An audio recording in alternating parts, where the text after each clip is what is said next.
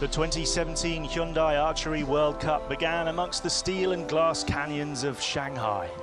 The best archers on the planet, all aiming for glory, but when the medal matches were decided, 2012 Olympic gold medalist and reigning World Cup champion Hyundai of Korea took the win. On his international debut, Steve Whaler of the Netherlands claimed gold in the men's competition. The familiar beachfront setting of Antalya in Turkey was the venue for stage 2, with the Koreans absent. Zegna Perova of the Russian Federation took the top spot. It was a battle between two heavyweights, Jean-Charles Valadon of France and Brady Ellison of the USA in the men's final. The Frenchman took gold. In June, the World Cup Tour stopped for the first time in Salt Lake City, Utah, where Korea's men and women dominated. Olympic champion Chang Hae-jin grabbed her first gold medal since her victory in Rio in 2016, and Im Dong-hyun won the men's final against world champion Kim Woo-jin. Our final stage was Berlin, another debut host city and another weekend where Korea dominated. Kang Cha-young took the win, and at the third attempt in an individual final this year, Kim Woo-jin finally claimed a stage victory, cementing his world #1 status.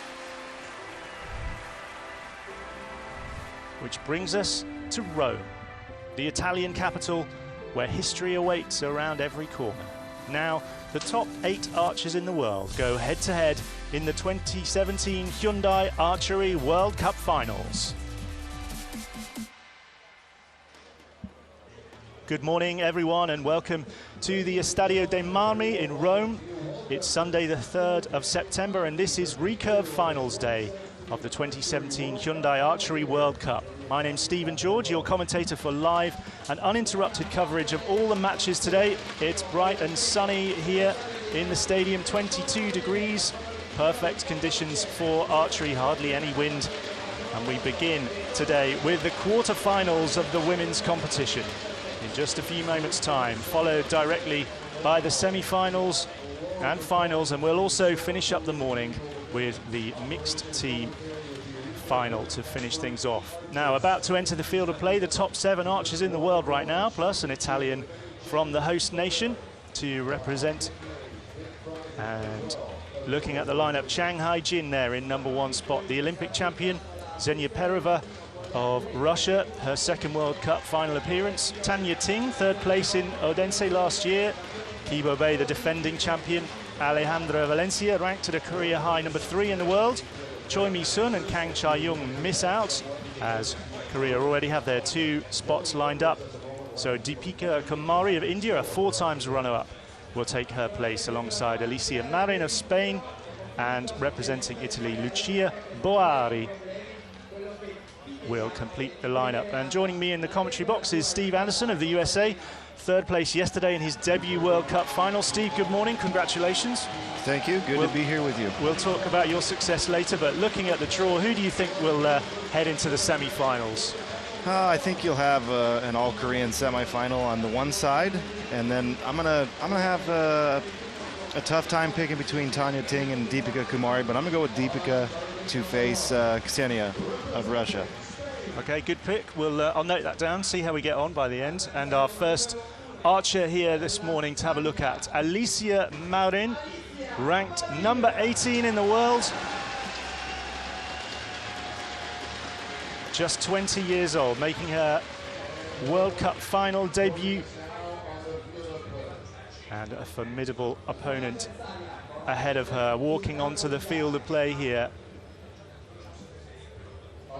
making her second World Cup final appearance.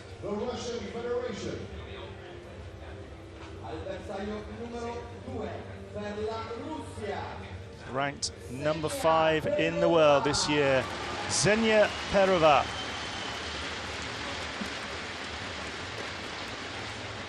With over a decade of international experience for Perova, and a very new face in Marin. Steve, youth or experience in this one?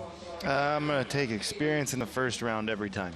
Really? Yeah, I think being out there and having done it before, you know, Alicia has been in some team finals, I believe. I don't know about any individuals this year, whereas Ksenia has won an individual gold at the World Cup stage. You mentioned in Italia. Yeah. Absolutely. And she's a tough cookie, isn't she? So this will be an ask for Marion of Spain, and she will shoot second. And Perova will get us underway this morning in Rome. Got it underway quickly, too. Yeah, not taking too long on the shot there. Marin too, very speedy, and also an 8.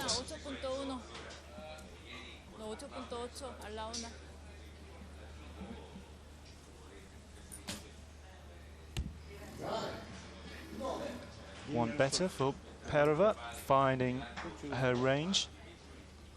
The target face 70 meters away here in Recurve Archery.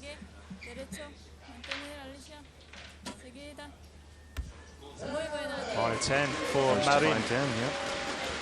It's interesting to see Perova lined up pretty far to the right of the center hash mark there. I'm not sure why. Good 10 there. Worked for her though, so 27. So Marin needs a 10 to take the set. She can't find it. So it is Zegna Perova who goes into a 2 set points to 0 lead. The rules in this individual competition, very simple. The individual event is decided by the set system. In each set, each archer has 3 arrows. They shoot alternately, as you've seen, and the maximum you can score is 30 points in a set. After each set, the scores are totaled up, and the archer with the highest score takes the set. The set win is worth 2 points. A draw is worth 1 point. The first archer to reach 6 set points wins the match. If the scores are tied after 5 sets, we have a single arrow shoot-off. It's a quick-fire sport with very little time for the archers to catch their breath, and already Zegna Perova has an early lead, Steve. Yeah, and we saw how quickly she was shooting. And when you're in those early stages of a match, sometimes you can get hung up and not be able to make it through the clicker for a recurve shooter, but she had no issues getting her first few shots fired. So Marin on target number 1 shakes herself down a little. She will shoot first. Yeah, got to be disappointing for her to have the ability to win the set with a 10 or draw with a 9 and to not get either. That's a better response.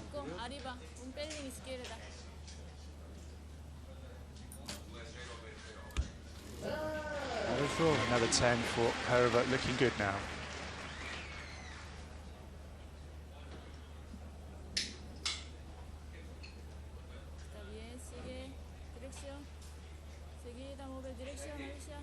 Long hold for Marin.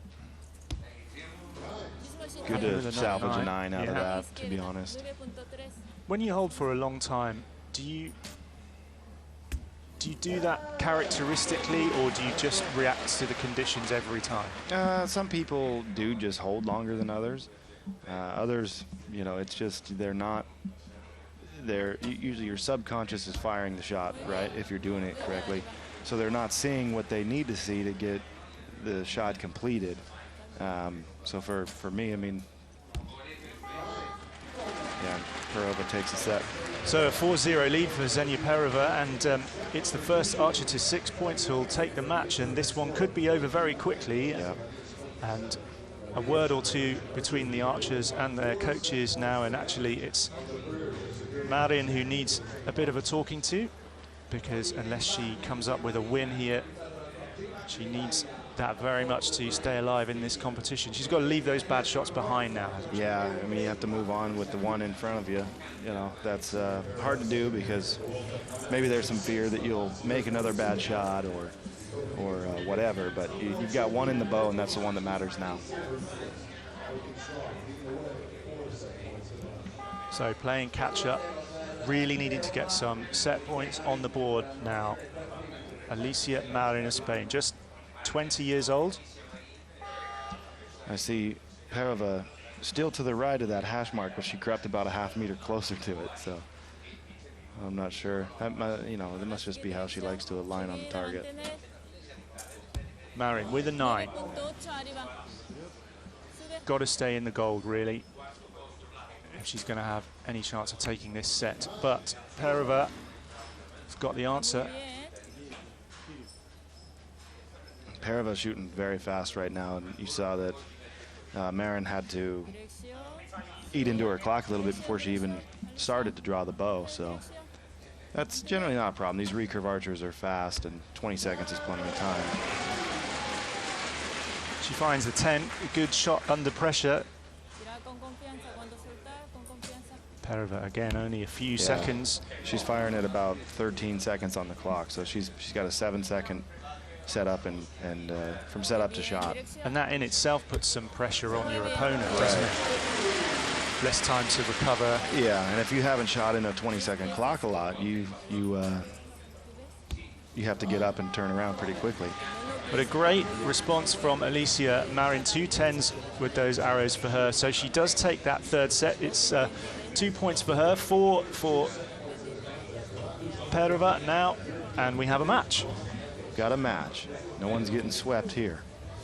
You see that sometimes, don't you? You can go into a 4-0 lead. I guess that's the appeal of the set system, isn't it? That you can haul yourself back into a match with a couple of set wins, can't you? Yeah, I mean, it keeps things a little more exciting. With the recurve, it's a little easier to have that one bad arrow that could cost you dearly in a cumulative score match, but you know, you have one bad arrow, you throw the set away and you move on to the next one, and you can still win the day. So a good crowd in this morning in the Estadio dei Marmi in Rome. Waiting to see if Marin, still playing catch up here, can level the match. Good start. She looks like she's settled a bit now, yeah. Steve. Yeah, if she holds gold, she'll be okay. If she shoots 29s like last end, she'll win the match. Perova matching her. Focus back on Marin now.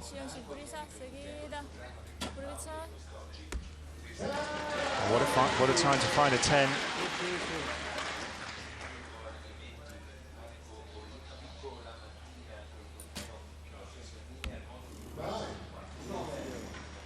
Arrows away. It's a nice. She doesn't look happy with that. So Marin now with the opportunity to lock this set up.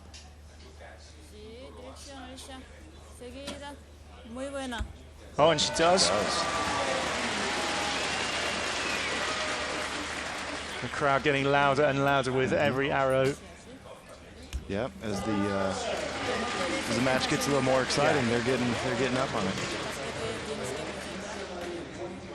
So cat and mouse stuff here in our first match of the morning. Great to get underway with a tight match. Remember, it's the first archer to 6 points.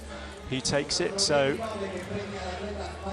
we haven't seen a drawn set yet this morning, Steve, and you both archers now kind of getting their level. So we could go right down to a shoot-off here. Would be good to see. It's always exciting, right? My pick is in jeopardy right now. You know, I picked the experience over the youth, but yeah, you did. But you know, the deeper you go into a match, maybe the more your experience allows you to settle. I don't know. You know, I've never stood out there on the line, and I'm always full of admiration for you guys because I can't imagine the pressure. Yeah, I mean, you do have that experience to lean on, but you know, right now Alicia is leaning on some good ends. That's a good way to start for Zegna.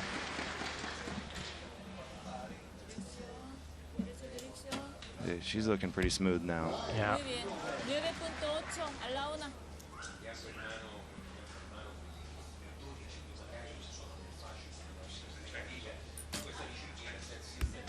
Another 10 for Perova, stage winner in Antalya this year. So knows how to close out tight matches like this. And that's hard. It's hard to take a 4-0 lead and close the match. When we used to shoot set system indoors, that was a hard thing to do. 8 for Marin right on the buzzer. Is that going to hurt her? Yeah, that's going to do it. Oh, that's 29 points for Zegna Perova. So a moved arrow to come.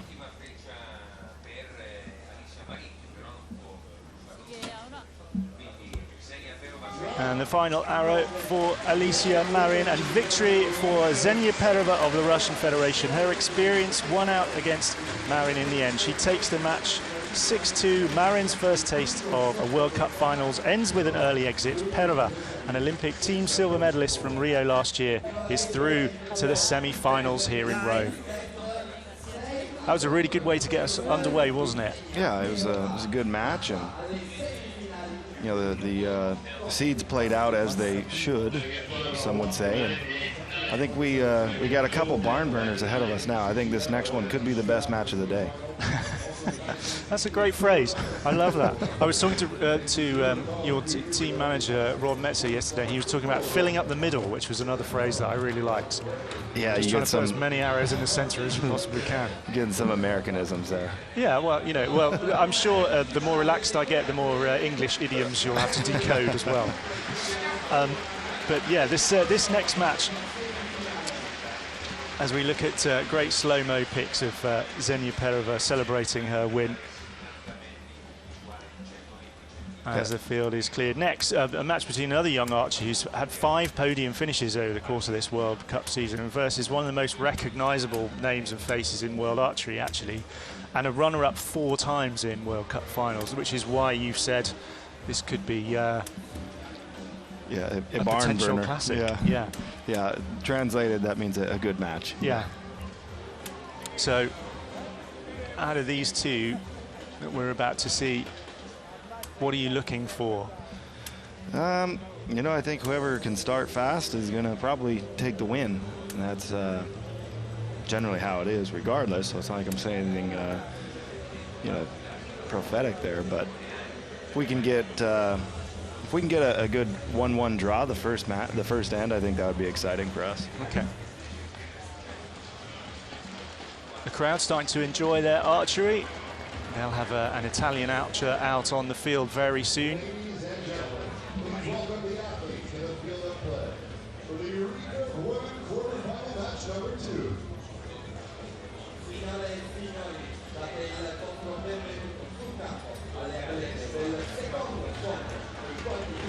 So here comes our first archer, walking towards the shooting line on target number 1.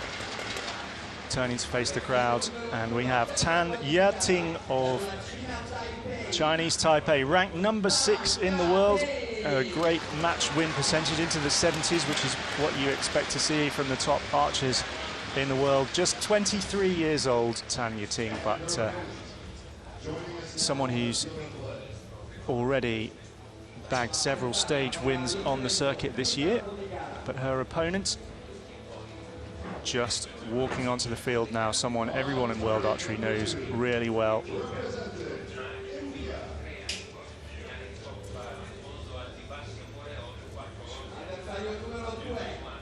Representing India, Deepika Kumari, ranked number 12 in the world this year, although she has been ranked as high as number 1. Also 23, but in those 23 years, she's managed 5 previous appearances at World Cup finals, and 4 times she has been the runner-up. Will this year be her year? You know, it's hard to pick her based off of this match alone, because Tanya Ting's such a good competitor. So, you know, knowing she has to get through this one, I think the winner of this wins their semifinal and then moves on to face one of the Koreans for gold. Yeah, and that's a tough one to face in the semis, and we'll get our first look at the Koreans after this match. But Tan on target number 1, a bronze medalist last year, gets us underway with a 10. What a start.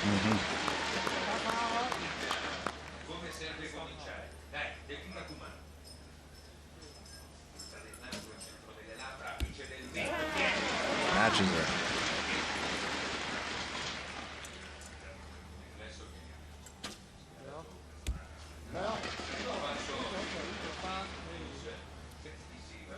It's interesting to hear the crowd reaction, isn't it? They already know that the difference between a 9 and a 10 can be the difference between taking the set or not. Nothing to separate these two so far Yeah, I don't think they're going to give up too many points here. I think you may see a 30 out of one of them. Pleased with her opening. Tanya Ting, 29 points, means Kamari needs a 10. She can't make it, it's an 8. So Tan Yating of Chinese Taipei takes the first set 2-0. So you said whoever got on the board first was looking good. I think tough to argue with that, actually. Yeah. I think that one might be enough. It's interesting to see that, you know, yesterday in the compound matches, a lot of the first arrows were out to the left, and here today we saw a lot of the initial arrows so far have been spread to the right a little bit. Deepika missing that 8 to the right, her 9 was shaded to the right a touch. So maybe just a little bit different wind condition, or being in a different area of the field. You know, the wind can be coming off the roof of a structure here and doing something different. You never know.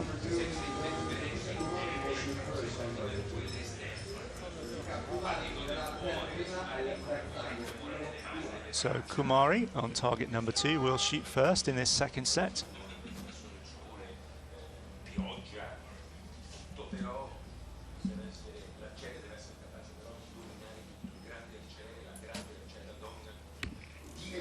Not the opening she probably wanted. No. Another 8. Tan finds the center. Yeah, she's not slowing down. She's putting a quick shot down range, and Deepika's having to turn around pretty quickly. Same kind of pattern that we saw at the beginning of the first match, actually, and Tanya Ting looking to race into a 4-0 lead here, and she's going about it the right way. Yep. Pleased with that shot.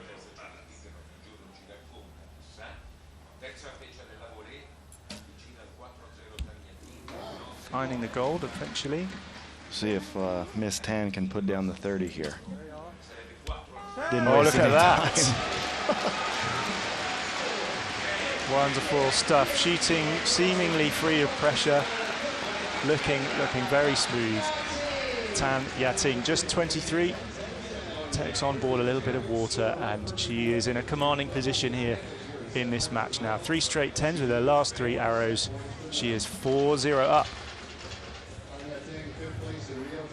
So when you find yourself behind in a match, Steve, what are you trying to do now? Do you turn to your coach and say, oh, what am I going to do? No. Usually I've just been doing, doing something stupid. So, yeah, I think I more internalize it. And a lot of us on the compound side don't really have a coach. The person in the box with us is more of a spotter. So, okay. You're just trying to put the next one in and keep the pressure on the other guy. Like I said, it's hard to close out a match, and I know that. So if I'm down, I'm trying to make it hard for them to close out the match. Kamari is down here. Starts with a 9. Better from her, although right on the edge of the gold. Yeah, doesn't kill her, but that shots like that might. Yeah.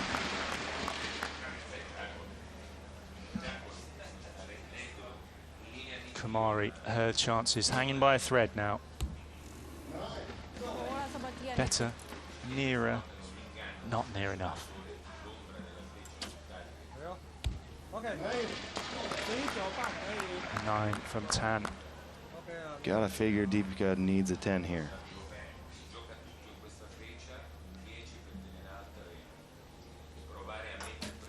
She's got it away. It's a 9. Yep. I think so. A 9 to win for Tanya Ting, who has shot 3 straight 10s in her last set. And she finds the 9 that she needs. And the match goes to Tanya Ting, a 6-0 here. Kumari, a runner-up 4 times in this competition, falls at the first hurdle. Huge disappointment for her. She didn't shoot to her potential. But Tan, with 5 podiums to her name this year, a 3rd place last year, and she's off and running in 2017. She's through to the semi-finals here in Rome. That wasn't the barn burner that I had talked about. No, you got to watch those predictions. Yeah. I got myself in a right old mess yesterday with that. I'm just going to say what I see from now on, I think. It's not a bad option. So Tanya Ting looking very smooth, and something I said yesterday in commentary, in these quarterfinals, I don't know whether you'd agree with this, but as well as trying to win the match, you're trying to send a message to your opponents as well, aren't you? You're trying to say, look, I'm ready, you're going to have to beat me, I'm not going to give you anything. Yeah, there's a little bit of that. I think in the quarterfinals, for a lot of people, you're feeling out what you've got that day and what you're working with, and just trying to find a sense of comfort on the line. So, you know, my quarterfinal match didn't go very smooth, and I was able to make it through, which is really all you need to do. Make it through, figure out what you have to do to be better the next time out. And I was a completely different person from match 1 to match 2. So I think everybody out here is probably going to approach it the same way. Just try to get a feel for things and do your best to get comfortable.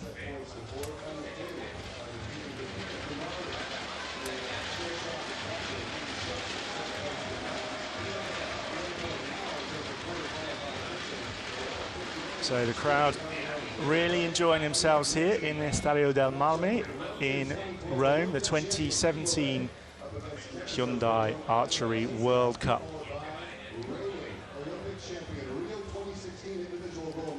And it's time to go into the top half of the draw now. And this is a match between two archers with some fantastic Olympic pedigree. In fact, it's a repeat of the bronze medal match in Rio from last year. Let's see if these World Cup conditions can produce a different result. And this is also our first look at the defending champions, Steve. Yeah. Kibo Bay, Alejandro Valencia. I guess I shouldn't have spoiled that for everybody, but that's yeah, okay. We'll see what Miss Keys got today. Yeah, I mean, she was shooting out in the rain on the practice day on Friday, and I was really struck by that. But let's take a look at her opponent for the first time here, walking out onto the field of play, accompanied by some serious-looking guys and some serious-looking armour. I'll ask you about that later, actually. But we're going to have a first look at the archer from Mexico, who takes her place on the shooting line on target number 1. Always a very smiley competitor. Alejandro Valencia of Mexico, a career high ranking of number 3 in the world this year. Just 22. But with plenty of potential. And as we say, lost to Key in the bronze medal match in Rio in 2016, and here comes the Korean archer, strolling, it's fair to say, onto the field of play, smiling, although when she gets into match play, she certainly locks up that poker face, doesn't she? And you can't get very much from her at all. Yeah, you know she's going to shoot a solid match. I mean, there's times you go into a match with a competitor and you go, I'm not sure what they're going to give me here. They might come out and be on fire. Or they might come out and lay an egg. Kibo Bay may not be on fire, but she's not going to lay an egg.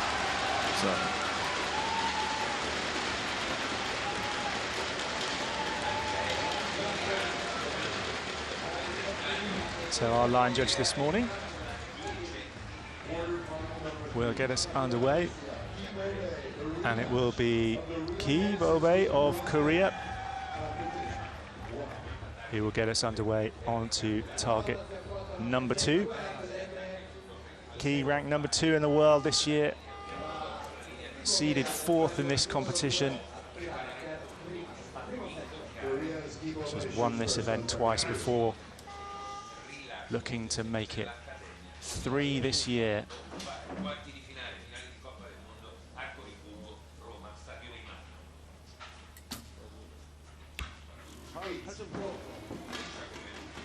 Off to the left. Valencia, can she find the gold? She does, just.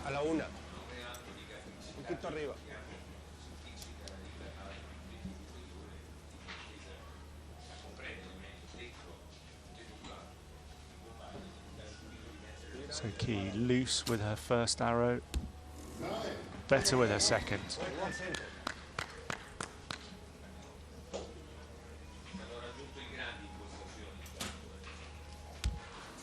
Valencia right on top of her first arrow, another 9.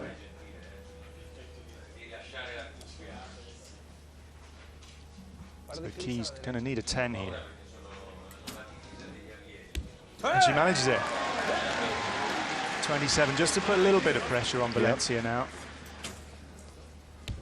Got to score well with this arrow, and she does. And we have our first drawn set of the morning. Remember, 2 set points for a win and a point each if you draw the set. 27 to start off with for these two archers who've shot against each other before last year in the Olympics in the bronze medal match in Rio, which Key won.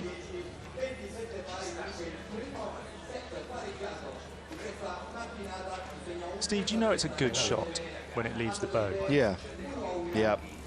You can pretty much, you can almost feel the reaction of the bow as it pushes away from your hand that's holding it. You can almost hear a different sound out of the bow. Okay. I would say, you know, if you make a good strong shot versus one that was kind of weak, where you didn't have, you know, the right amount of tension applied on the bowstring as you shot it. With a recurve, it's a bit different, obviously, because they have to get through the clicker. But yeah, you know it when you shoot it. So at 1-1, Key starting off again. And the 10 with her final arrow of the first set, but in the 9 again. They're both shading the right side again now. Looked like Kibo Bay put a click or two in her sight.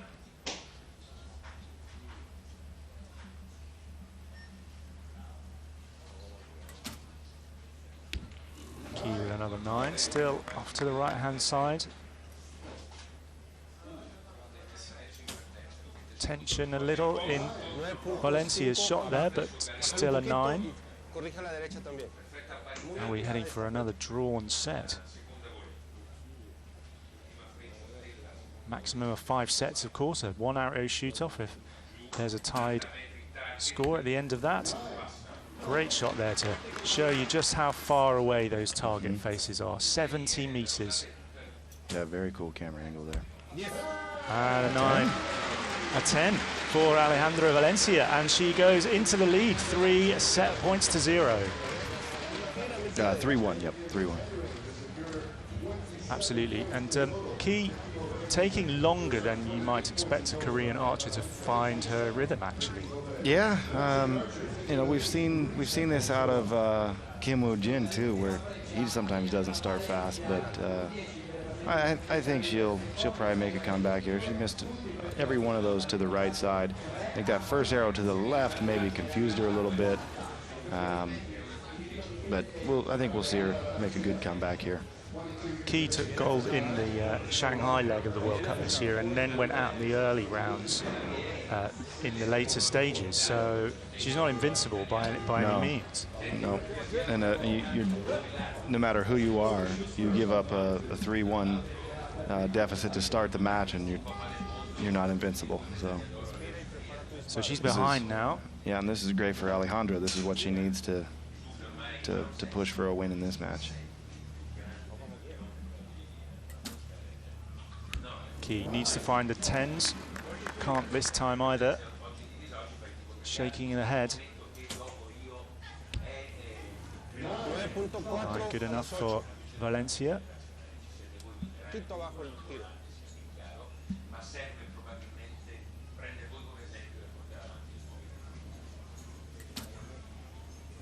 Finally, in the 10.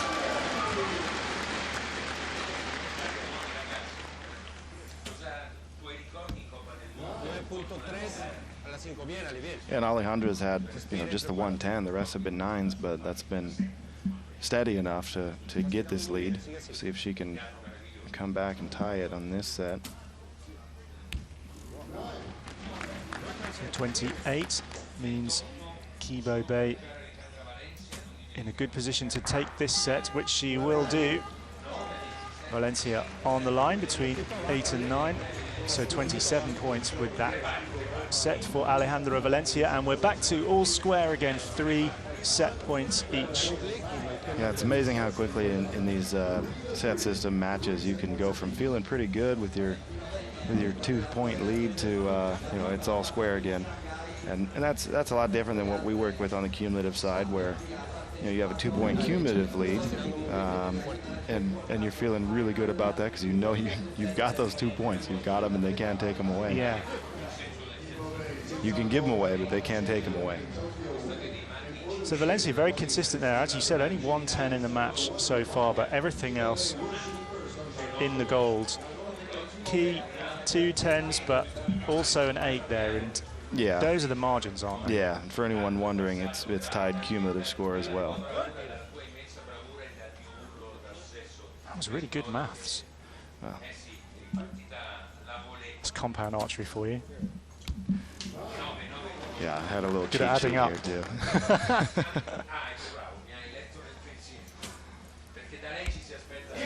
There's a good 10. Absolutely.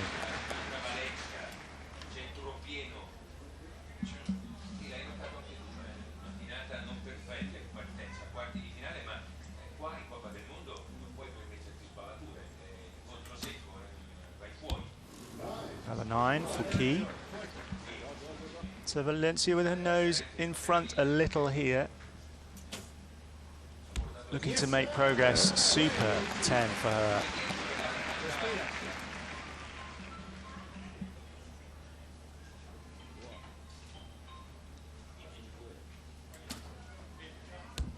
Key's arrows are 9, so she knows Valencia is going to have to give something away here. Yeah, where she hasn't left the gold. You know, it's. And a 9 for Alejandro Valencia. 5-3 now. And the defending champion is looking in a little bit of trouble, it has to be said. 5-3, remember the first archer to 6 points will take the match and go through to the semi-finals. So Valencia only needs to draw the next set in order to win. And Key needs to go into this 5th set and win it in order to force a shoot-off.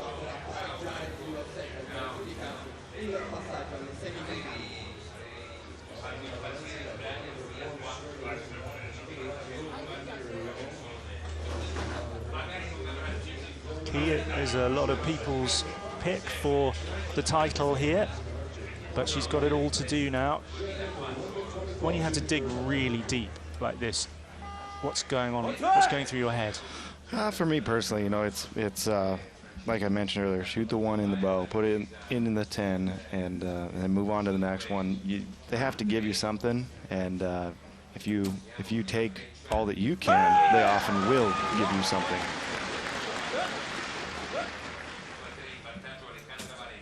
She knows she's in a match, Kibo Bay, doesn't she? And Valencia also does, because that 9 after Key's 10, not what she needed.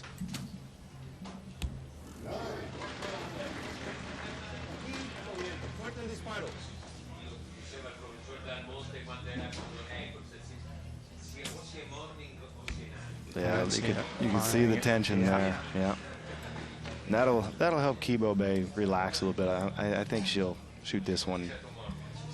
You know, good quality shot, 10 or 9 at worst, and she looks smooth. Yeah, right on the line.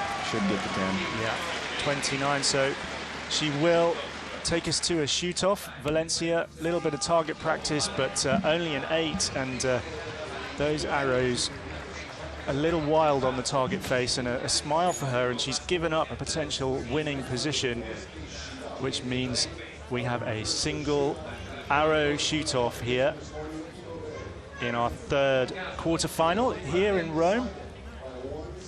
Yeah, and you don't want to be going to a 1 arrow shoot-off on back-to-back 8s. It's not a confidence builder. No, neither archer really that consistent through the match as a whole, but it just feels like there's a little bit of momentum for Key now. Yeah, shooting a 29 there to your opponent's 25. You know, in the end, it all comes down to that 1 arrow. You make 1 good shot, and it doesn't really matter what you've done previously. But you know, if you're trying to figure out how to make a good shot again, it's never the right mind frame for that 1 good arrow. The Key's tie-break record a lot better than Valencia. She's up in the high 70s in tie breaks, whereas Valencia 57% So if you're going to put a bit of money on this one, you might go with the Korean archer because her record in tie breaks slightly stronger.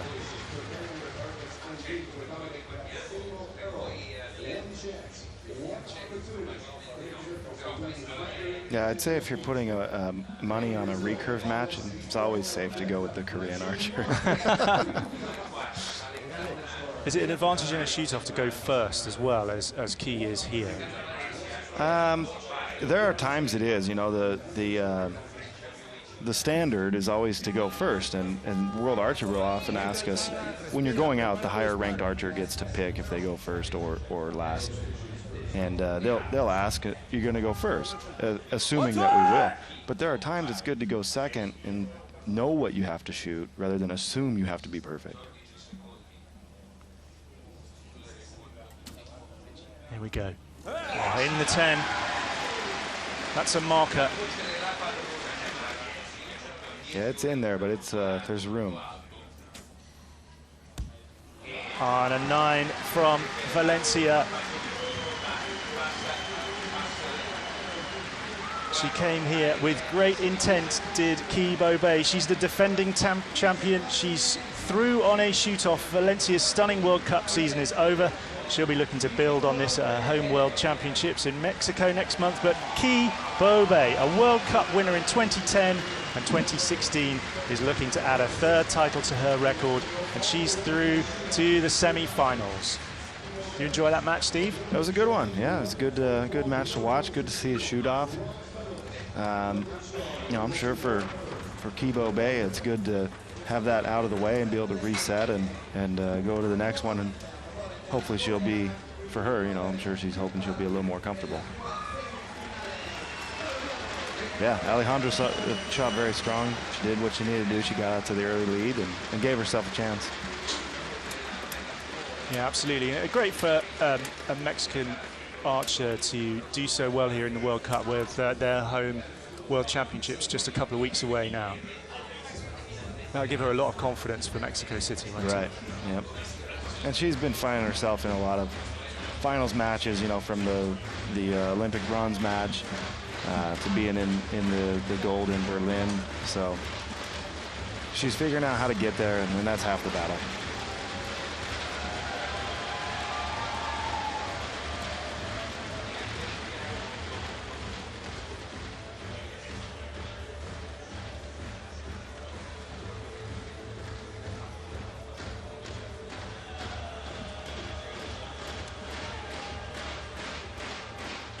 So our last quarter-final is next.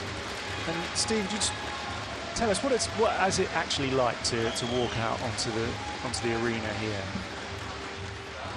You know, you step out and it's a bit of a slow walk, and there's some, you know, gladiators or Roman women on your side, depending on, I think we had the women with us. So you're stepping out, and I think your first few times maybe it's a bit exciting. You feel like all eyes are on you, and after a time or two, you go, whatever, you know, I've done this before. So sometimes I try to honestly slow my walk down just to slow everything down a little bit, so that when I get out there, I'm not, you know, a little bit full of energy. If you can step out and just think slowly, move slowly, work slowly, that's probably the best bet. So, Chang Hae-jin of Korea, the world #1. But one of these days I am going to sprint out there like a boxer and run around and throw some fake punches. And here we go. The crowd going absolutely wild because it is a home archer. They've got to cheer here. And here she is on target #2, Lucilla Buari.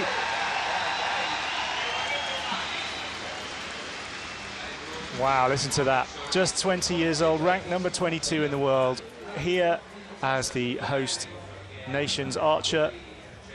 Made her Olympic debut in Rio last year, breaking out onto the international scene. But my goodness me, against the world number 1, she's got a tough ask. Yeah, this is going to be a tough match for her, I think. So we know one semi-final lineup. That'll be Tan of Chinese Taipei and Perova of the Russian Federation. But who out of these two archers will go through to meet Ki in the semi-finals? Chang gets us underway with a 9.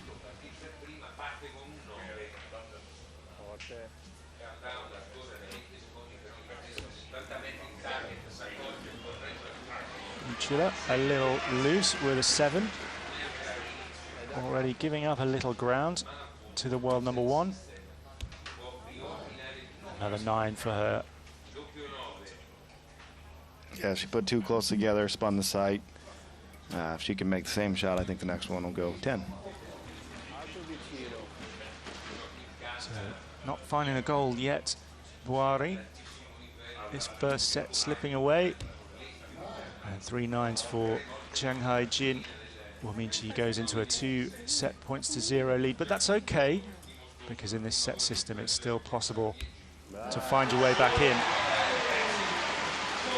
And a super shot for Buari to finish up there. She finds the center. It's what she needed. Yeah, she needed that after the old 7-8 start.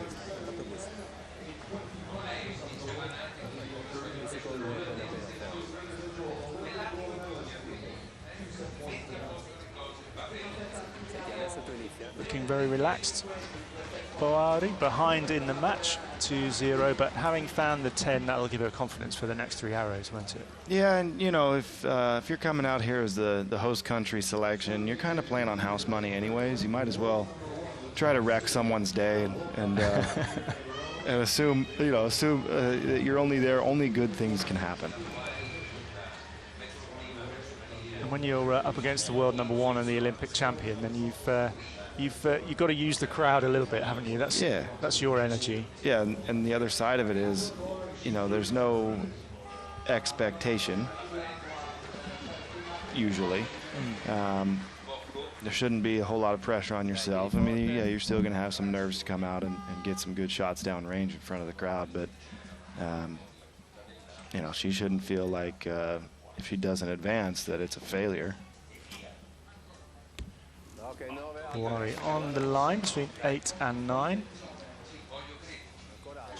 Scorers give that a 9. I think they're right. Everyone's touching. Chang. Wild. An 8.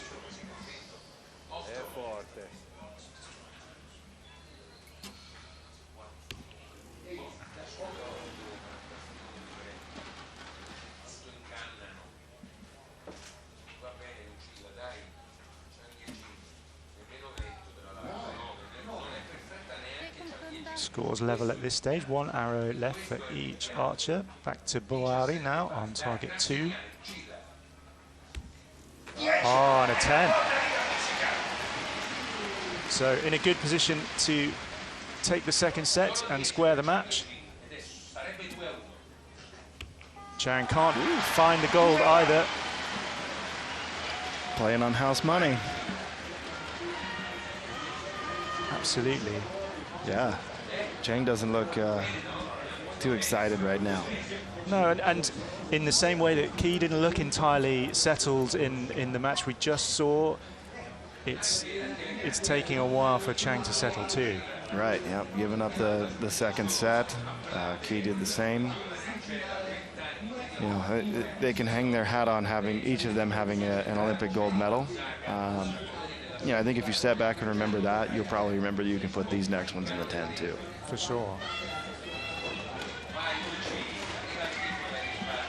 Great support for Lucilla Buari on target number 2, but it will be the Korean on target 1 who will shoot first in this third set.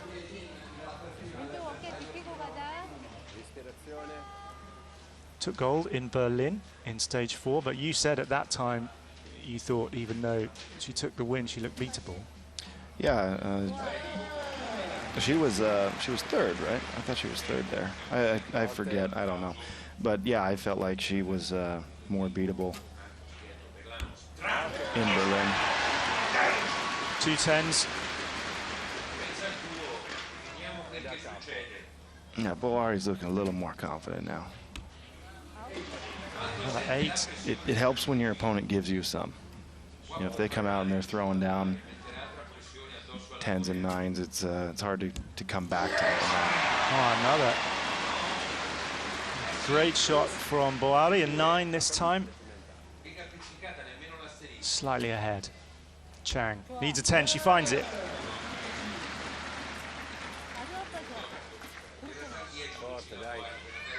A 9 will tie the set.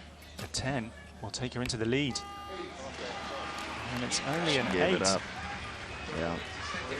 And that's how it goes in the set system.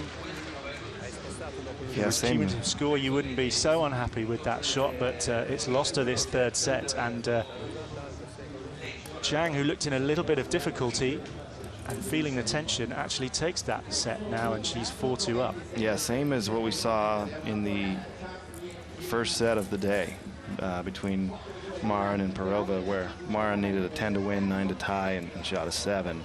You know, same thing happened here. You have to, it's a little bit of a shot, you know, a gut punch, as they would say. When you can win the set and you think, well, at worst I'm going to tie, and then you end up losing the set.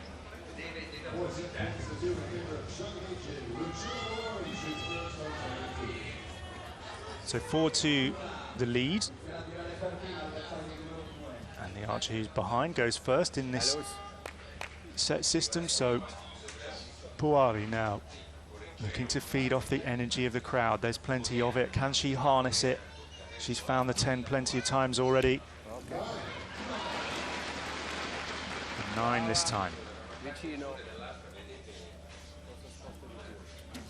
Dark clouds gathering behind Chang. And only an 8 for her. Blue skies ahead in front of Boari. And right in the 10 for her.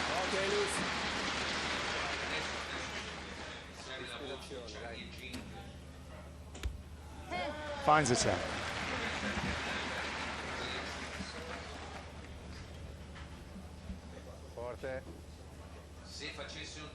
Can Boari come up with a set win here? An 8, a 10 to win for Shanghai Jin.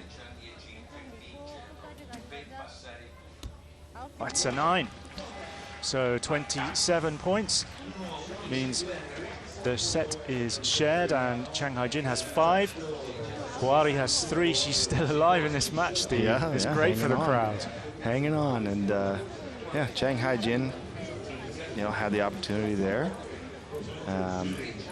Didn't capitalize. She kind of shook her head a little bit, but she at least caught the 9. You know, it was awfully close from being out the left into the 8 ring and giving up the set.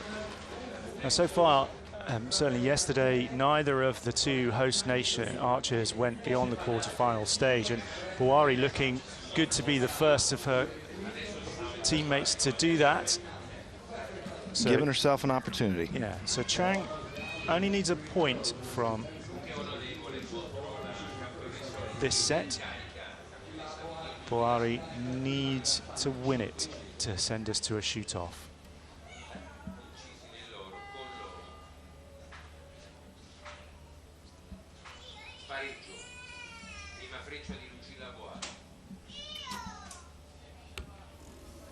Not a good start. No. No, that's tough. You can't give that kind of ground to the world #1. Yeah, it's going to really settle Miss Chang on ahead of this, her first arrow of the end. You know, it almost gives up the end. But a brilliant response to Chang, who has been wild with a few shots in this match so far. Not this time, though.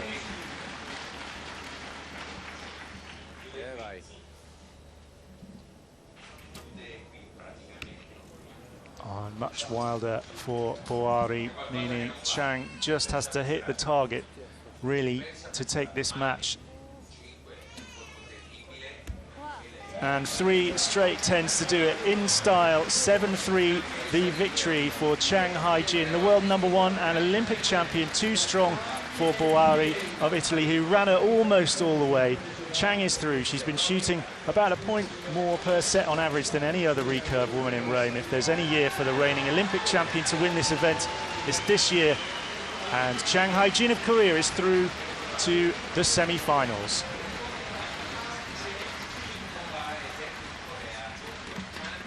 Oh gosh, I thought we were going to have some Italian joy there, and she just couldn't quite convert it, could she? Yeah, had an opportunity, but it slipped away from her.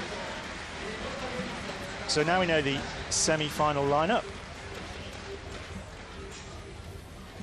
And in the top half of the draw, it will be the all-Korean semi-final of Ki and Chang, and then down in the bottom half of the draw, Tanya Ting and Zegna Perova will go head-to-head for a place in the final. So looking at the 2 Koreans, now we've seen them both. Neither of them particularly convincing, particularly right at the start of the match, although Chang finishing very, very convincingly there. Right. That's going to be an interesting matchup now. Yeah, and you put 2 teammates together and things somewhat revert back to, quote unquote normal. So regardless of how they both shot the first match for each of them, I think it'll be a different game being played as they go head to head.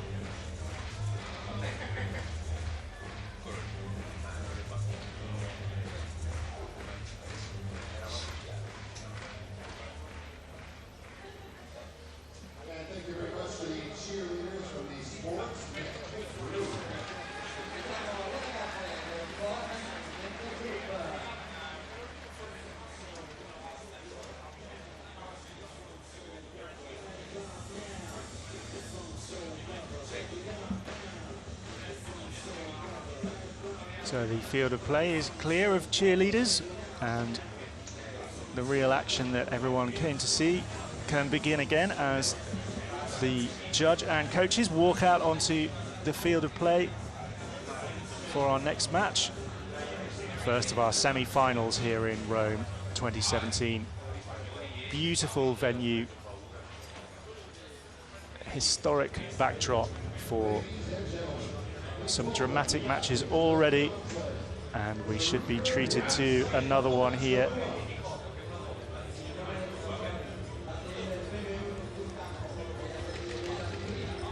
And here comes Tan Yating of Chinese Taipei. 23 years old, ranked #6 in the world this year, although has been as high as 2 earlier in April this year. Over 9 for her event average arrow, and winning 70% of her matches. Looked very relaxed in her quarterfinal, didn't she, Steve? Yeah, she ran through Deepika Kumari pretty quickly. 9 arrows and done. And obviously shooting good and coming out and shooting good is an advantage, but she got a little less stage time, and sometimes that can be an advantage too, having a little more experience out here. Her opponent, many years of international experience to draw on. Shooting on target #2, ranked #5 in the world, Zegna Perova. Took a little more effort to get through her quarterfinal match against Marin. Pegged back to 4-all, but then taking the match finally. And now we're down to this semi-final stage, Steve. The focus just dialed up a couple of notches for each archer, and it will be tight, this one, I think. Yeah, this one, I don't think it's going to go 6-0 the way Tanya Ting's first match did. But we'll see. She could just come out and continue to find the 10 ring early and often and end it quickly. 9 to begin in a bid to make it to the final for Perova. Tanya Ting with a 10.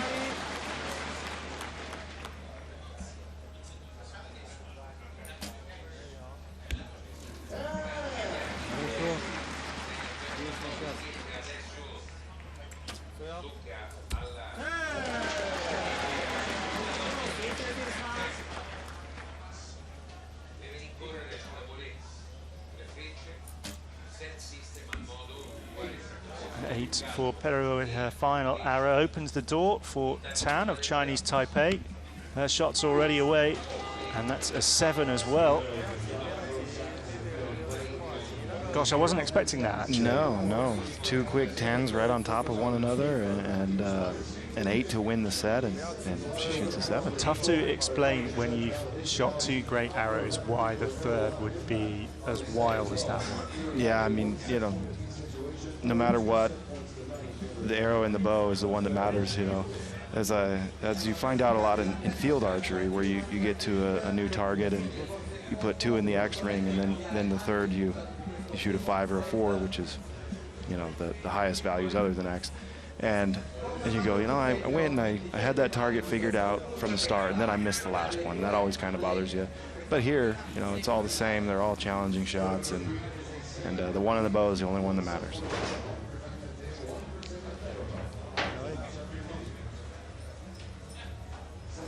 But keeps it at 1-all, a little more exciting for us. That's right, the more close it is, the more archery we get to see. It's amazing how fast these matches, how fast they go compared to the compound side.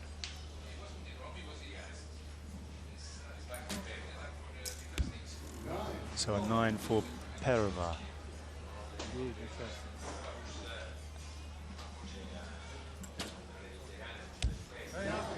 Matched by Tan.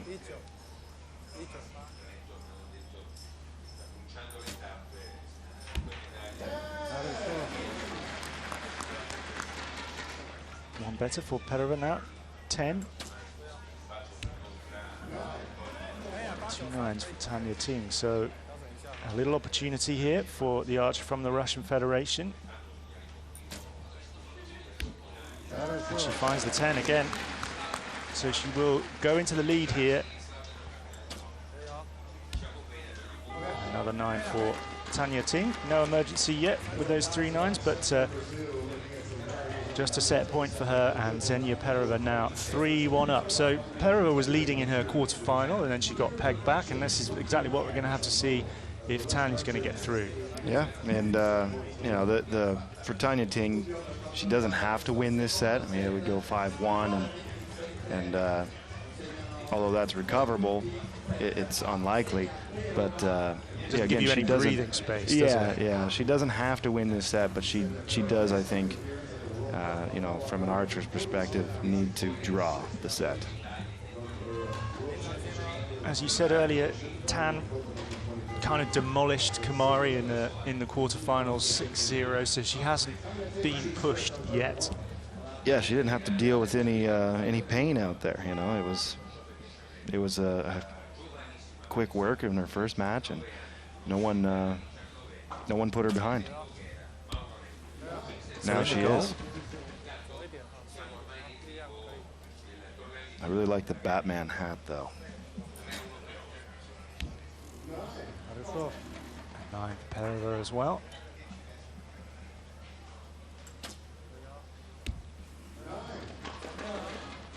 In the gold again. I see what you mean. Yeah, there it is. Yep.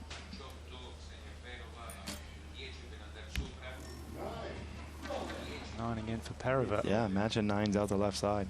So a superhero 10 is what's needed for Tan. Got it.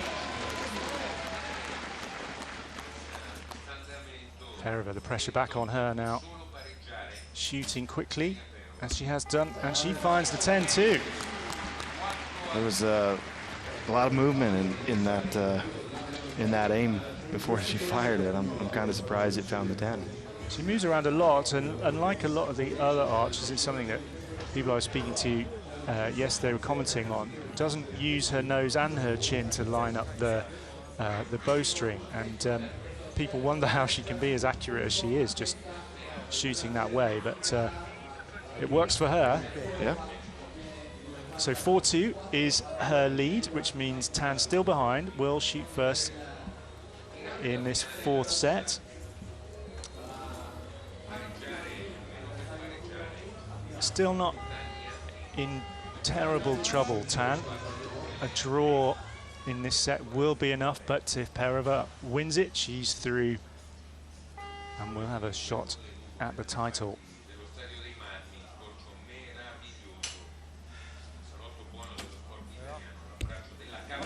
Good opener.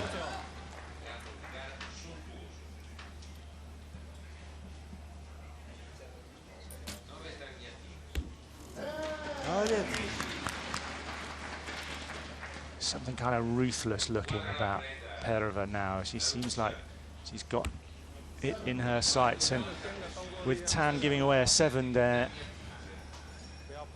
you start to wonder if last year's bronze medalist is just fading away here. Another 10 for Perova. Yep, she's finding her stride. There's a liner, maybe a 10. Yeah, tough to call, but whatever it is, Perova here. Not going to be enough. Arrows away. What a way to finish. 3 straight 10s for Zegna Perova. 6-2. She is through to the final match here at the 2017 Hyundai Archery World Cup. She defeats Tanya Ting, last year's bronze medalist, and in her second appearance in World Cup finals, the archer from the Russian Federation is through, and she's a strong contender now, isn't she? Yeah, we saw her and her team shoot very well in Rio, and then we've seen her with the gold medal win in Antalya this year. And you saw her really slam the door on that match there. I think no matter who makes it out of this all-Korean semi, they're going to have a tough match waiting for them.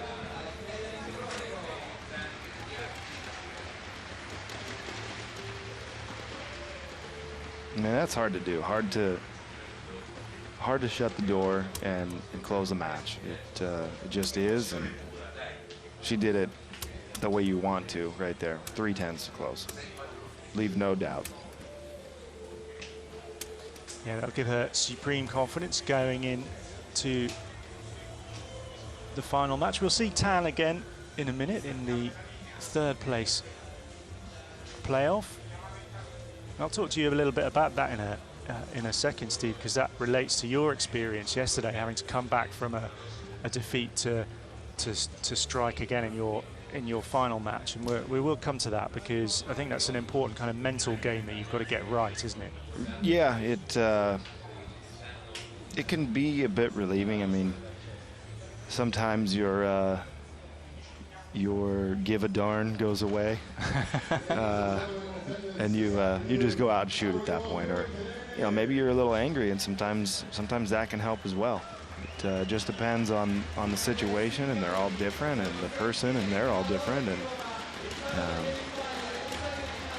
yeah, I mean, for me it was all right. I didn't really want to shoot for bronze. I didn't want to be in this position, but I am, so I might as well go and make some money.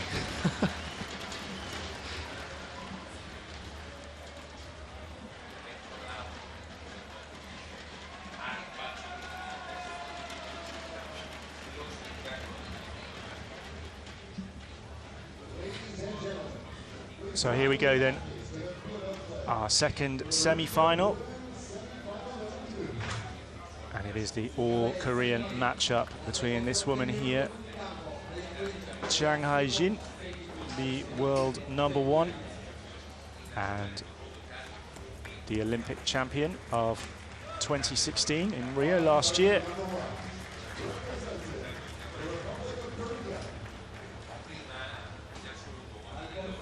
Shooting on target #1.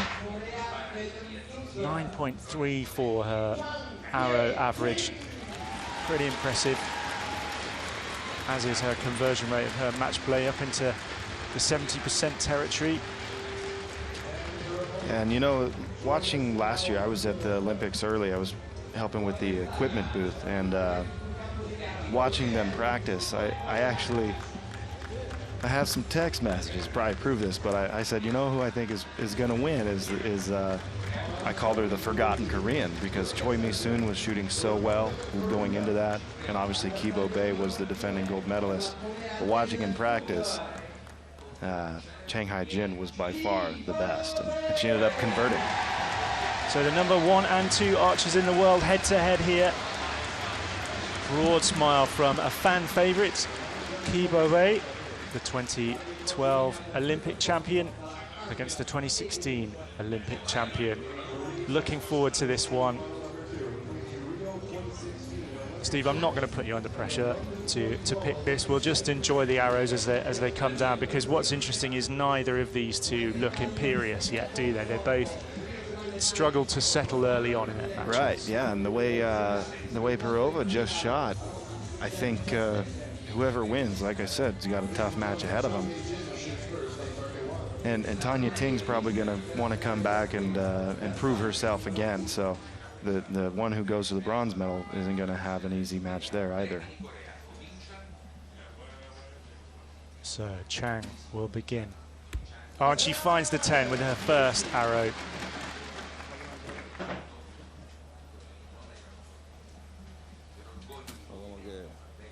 And so does Ki.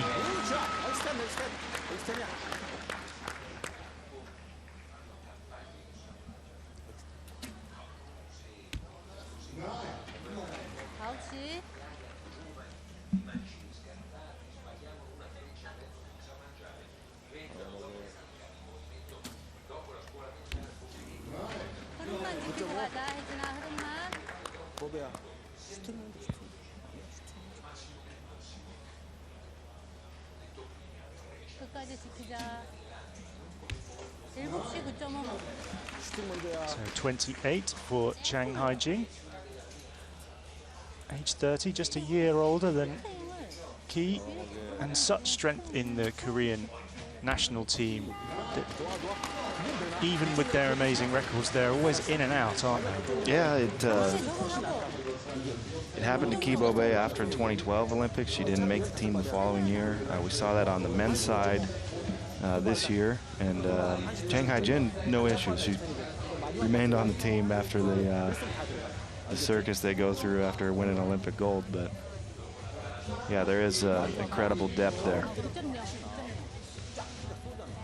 Can you recall Chang Hai-jin's quest to the gold medal in Rio after So Chang made her international debut in 2010. This is her first World Cup experience in a finals, unbelievably, whereas Ki, more experienced and has 2 titles to her name and looking to defend the crown she won in Odense last year.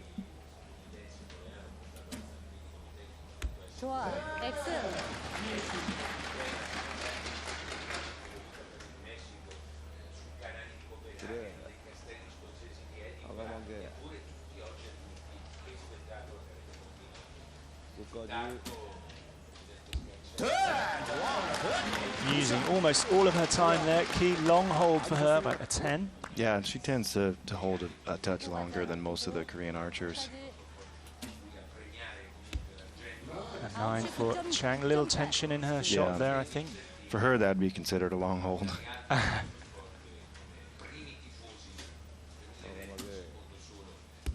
Ki looking very solid. None of the uncertainty that was present in her previous match. 28 for Chang Ki now with an opportunity. 9 will take the set. 10 for 3 perfect arrows. And an 8. Tied up. I've seen that. I've seen that a couple times now.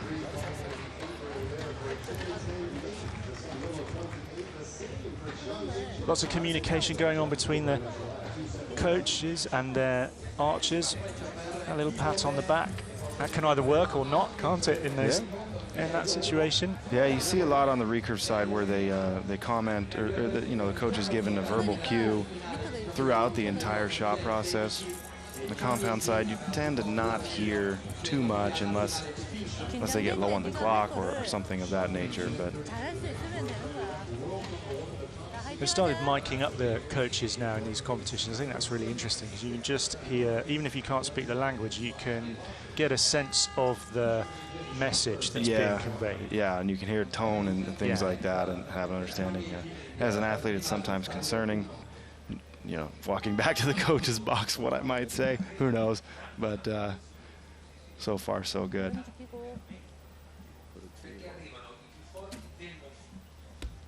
Chang opens up with a 10. Nothing to separate these two in set score so far. 2 set points each. First to 6 goes through to the final. Key holding a long time again. Oh, finding the 10.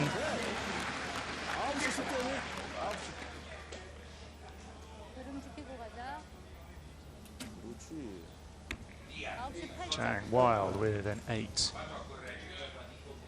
Sent down a couple of 8s in her previous match too, and a little doubt creeping in maybe.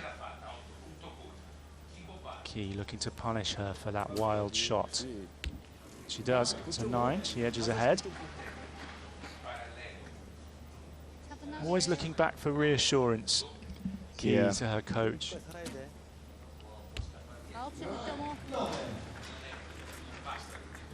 27 for Chang, the door wide open for Key to take a 4-2 lead. Beautiful shot of her shadow, statuesque on the shooting line. And it is a 9. Again, another long hold, just enough. And 4-2 now the lead for Key Bove. The world number 2 leads the world number 1.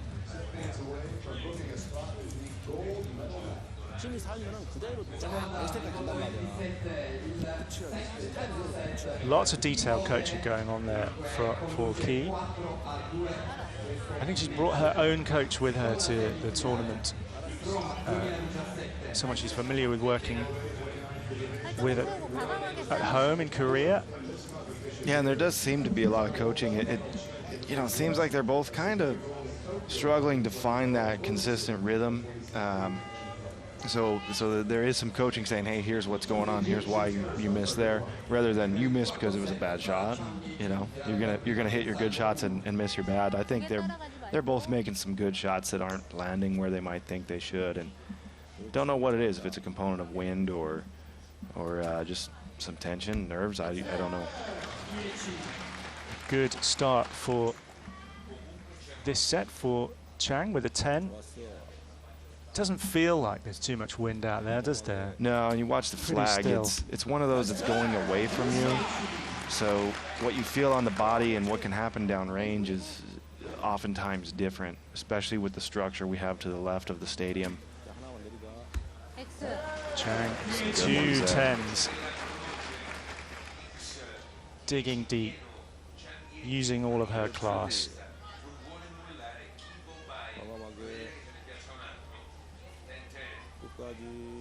Key, a 10 with her first arrow. On loose with that one, an 8. Slight noise from the crowd because they know she had a really good chance to take this match, and Chang will now go to 29 and level the match up at 4 set points each. Key looking for a 10 to end strongly. Can she find it? No, she can't. It's a 7.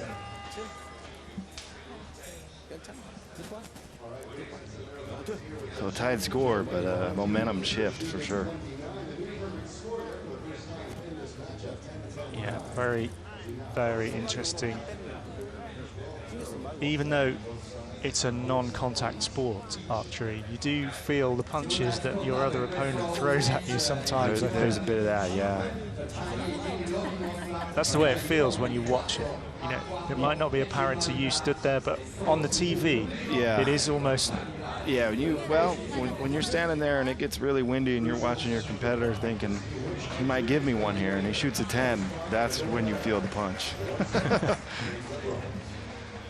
my match yesterday, there was plenty of wind in the bronze final, and I'll be the first to admit I probably had about one less arrow in the wind than my competitor, and that was the difference. But you know, he had a few where I thought he might give up a point or two, and he didn't, and those are the punches thrown. So talking of giving up a point or two, an 8 from the world number 1. Not the way she wanted to start this 5th and final set, particularly when Key goes one better with a 9. So much focus on Chang's face there. Nearer, a 9, better.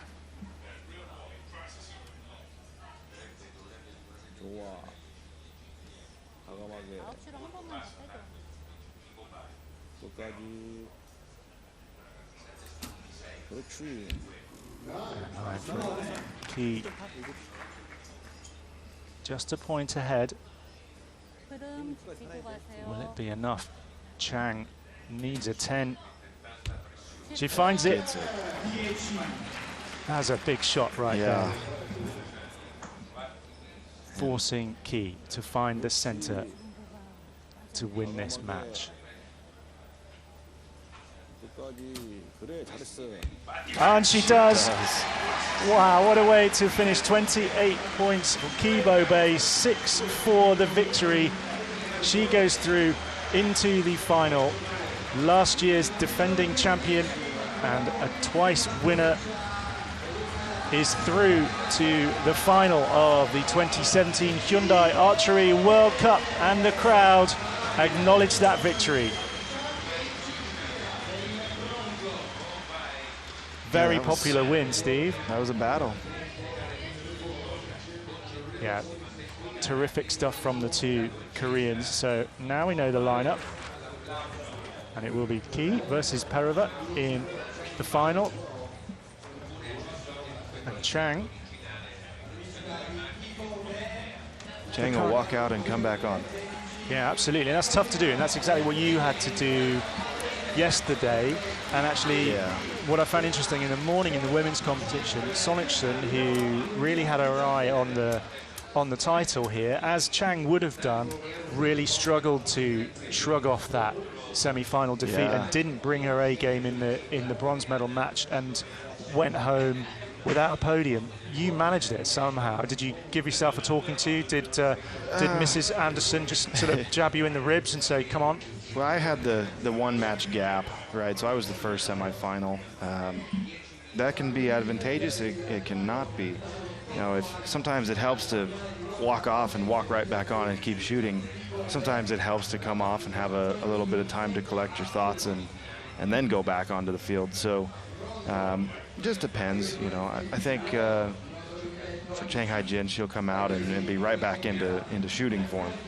But everybody's a little different. You know, I remember watching the women's team round at the Rio Olympics, and the Italian team had a pretty tough loss in the semis, the Italian women, and when they came back on for the bronze, they were still in tears. You know, and they're trying to shoot through that, and needless to say, it didn't go too well for them. But so, you know, it can be different when you don't have any time to turn around. It's hard for everybody. Yeah, that's what it takes. Did you have any cheerleaders in Rio that you noticed when you were working there? They had the samba dancers. You know. Okay, so it's a Latin thing, isn't it? Yeah, it was. It was a thing. I don't know if you've ever been to the Nîmes archery tournament, the indoor. Not been lucky enough to do that. Well, it's all part of the show, isn't it? I think when anybody thinks about archery and thinks about dancers, they think about the archery tournament in Nîmes. I think that's the original of archery dancers. For better or worse.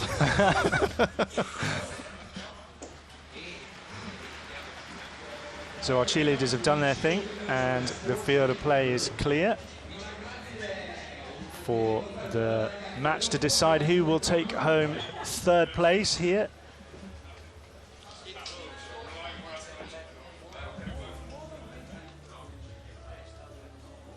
So the stadium descends into relative hush. Very, very energetic crowd with lots of noise for Lucilla Boari earlier on, who very, very nearly gave them something to cheer, but couldn't quite make her way past Chang Hai-jin, who will be back out again here to contest third place with Tan of Chinese Taipei.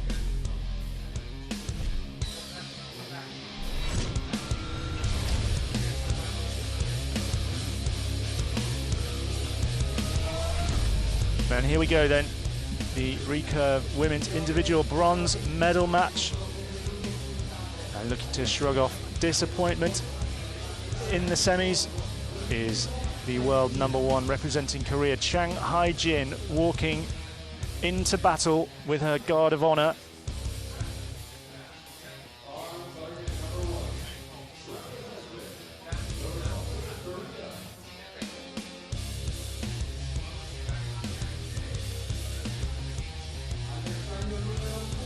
Chang Hai-jin, world #1, winning 71% of her matches and back on target #1, Steve. That's going to be useful to her, isn't it? Yeah, coming right off of target 1, going back onto target 1, and with a little break in between, I think she'll be ready to shoot. She'll be fine. She didn't seem too devastated after, you know, losing that last match to her teammate. For sure, philosophical, certainly. And here's her opponent, who took bronze last year in Odense and looking to do the same thing. Ranked #6 in the world, as you see there, representing Chinese Taipei, Tan Yating.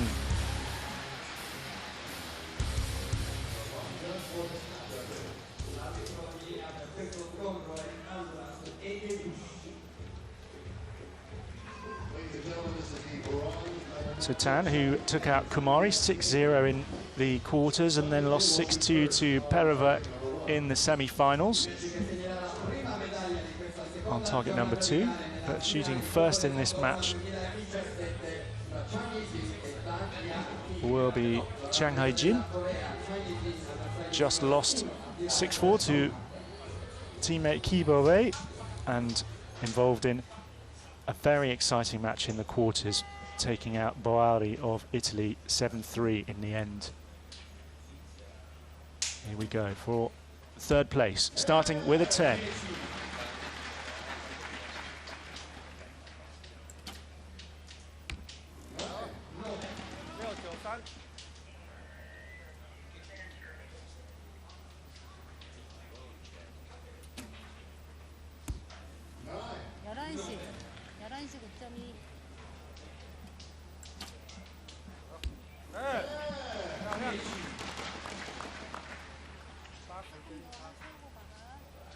Scores are even so far.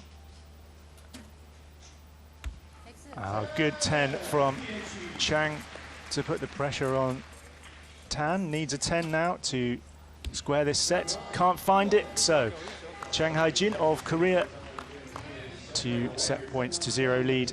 The first archer to 6 points takes third place here in the 2017 Hyundai Archery World Cup. Steve, I'm going to put you under pressure. You've seen these two archers in 2 matches now. Who's impressing you? Who do you think is going to move through and claim this match? Well, they both kind of have the look on their face like they're not maybe not upset that they lost their semifinal match, but more upset that they didn't shoot as well as they would have liked. And those shots, they didn't look like they were gaming each other too much. They look like they're going out and trying to make good shots again. So, you know, maybe they're going to both shoot within themselves. But if I have to take a pick, I'm obviously going to go with the one that's up 2-0. Should have asked you at the beginning. Yeah. So really, really enjoying the archery this morning.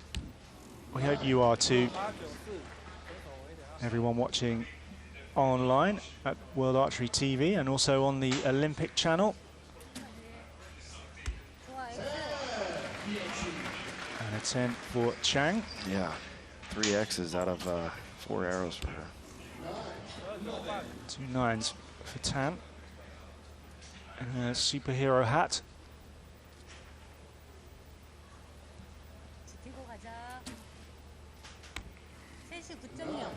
That's a 9. Yep, catches the 9 ring, just has to touch. So 27 points for Tan, so a real opportunity here for Chang to go 4-0 up. 9 to win the set. It's an 8. So we share it. And we've seen that time and again this morning, haven't we? The third or fourth one, I think. In these early exchanges of all the matches that we've seen, we haven't seen anybody just absolutely jump on it, have we? No, we haven't. Even in the 6-0 match that Tan had with Kumari, her first set was still feeling her way into it. Yeah, you still felt like it was close. No one has come out and fired off 30 and felt like they were going to impose their will right off the bat. And there's been a lot of archers moving up 3-1 and then comes back at 3-all, and then we go to 4-4 and things like that. So a lot of back and forth today.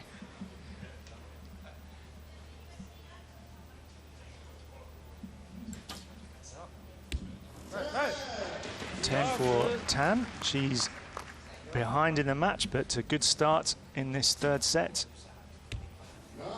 Chang with a 9.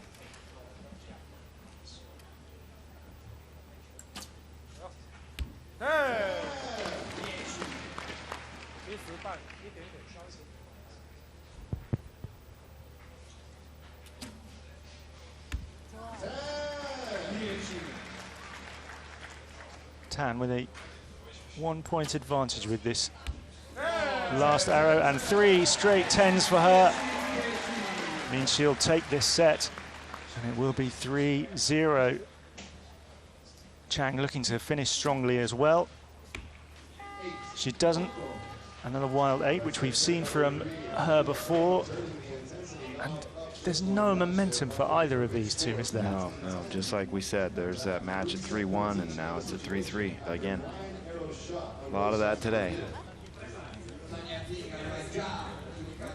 It's great for the crowd to see set-based matches that aren't 6-0 and no one's running away with it. And I think that when you've got third place at stake here, it's really going to come down to those tiny margins in the final end, the final set, where just someone's going to stay in the gold and not give anything away. Right, yeah, someone's either going to excel and take the win, or someone's going to give up the win.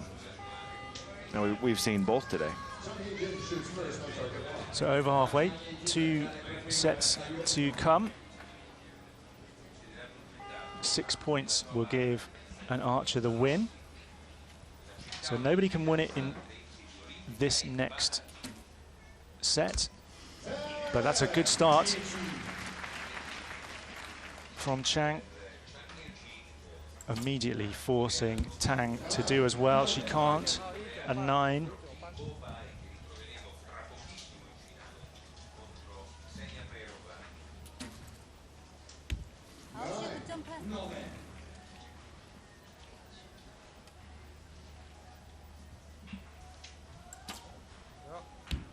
Tan had 3 straight 10s with her last 3 arrows, and only 2 9s now.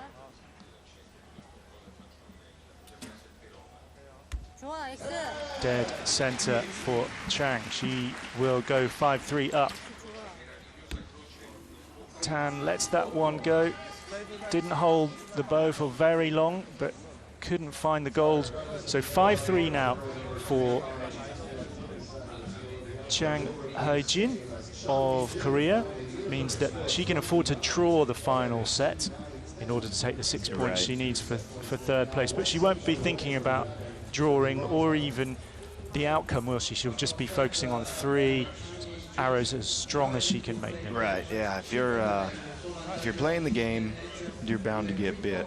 If you're shooting the one in the bow, you're a little better off. I mean, both these archers are very experienced, and the coaches I talk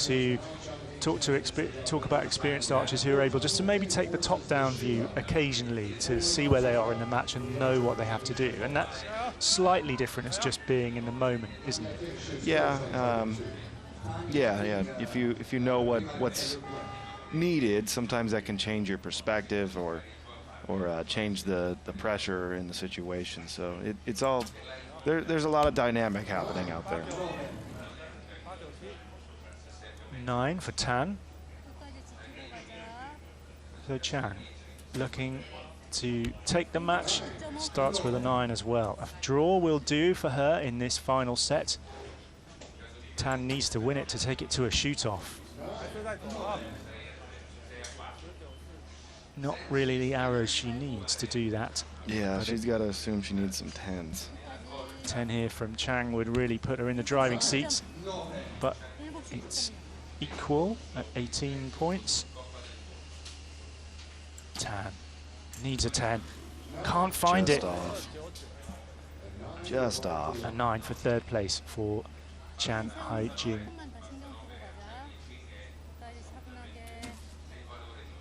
Down it goes, it's on the line. It's a 9, possibly a 10, but it's enough, whatever the value. 6 for the victory for Chang Hai-jin, the world #1 and Olympic champion. Couldn't quite make it a World Cup title here, but she does take third place here in the 2017 Hyundai Archery World Cup in Rome. And the crowd acknowledge her victory and her third place, and she earned that, didn't she? She did. You know, I think the Koreans both came out and had to really work hard for what they got today. It didn't seem like they were ever just in a great rhythm, so she did have to work hard for it.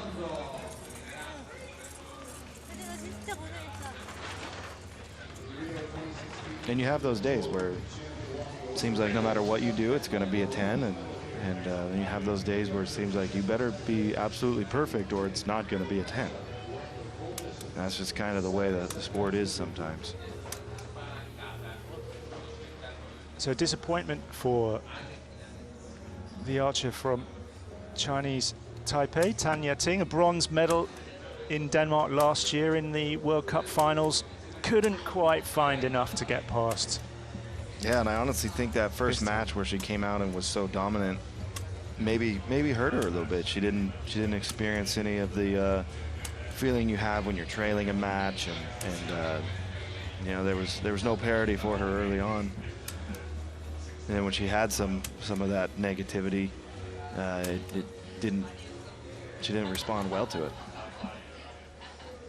Nothing to hang her head about. A fourth place finish is a great one, but the bronze match is the hardest one because it's all or nothing for you. You either walk away on the podium or you go home and literally nothing.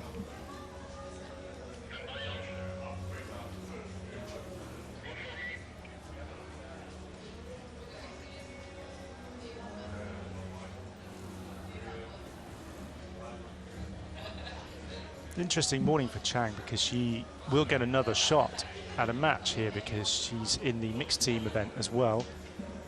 So she'll take some of the confidence from her third place finish into that match, which we'll see shortly. But the small matter of the last of the individual women's matches this morning to decide who will be our World Cup champion of 2017.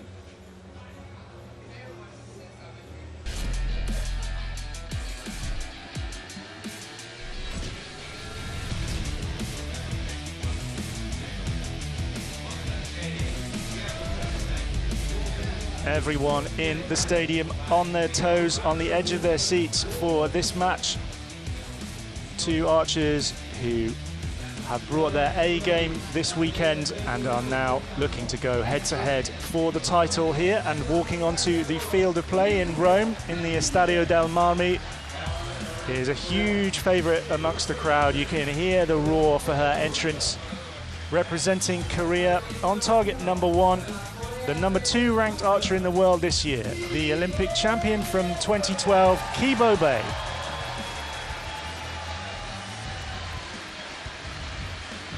Steve, she looks relaxed now, doesn't she? This almost like she's come home.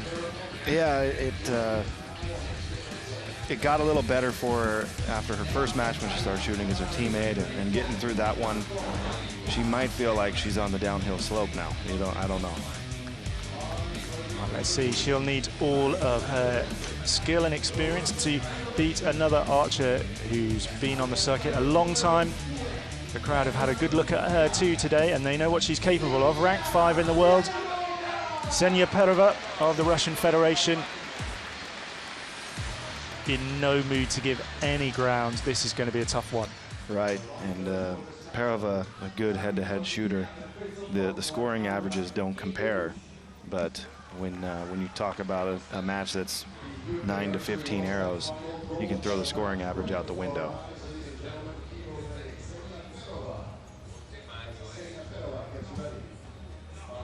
So Andres Hegedus taking charge of this final, keeping order, and Perova immediately taking her spot off axis, as you spotted in her first match there, Steve.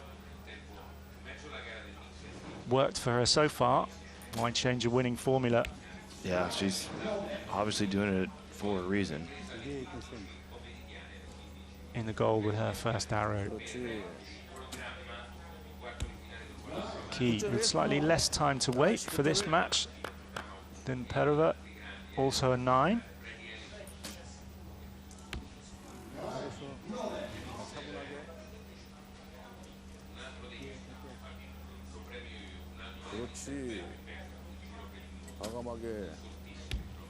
Key also a 9. Slight adjustment to her bow.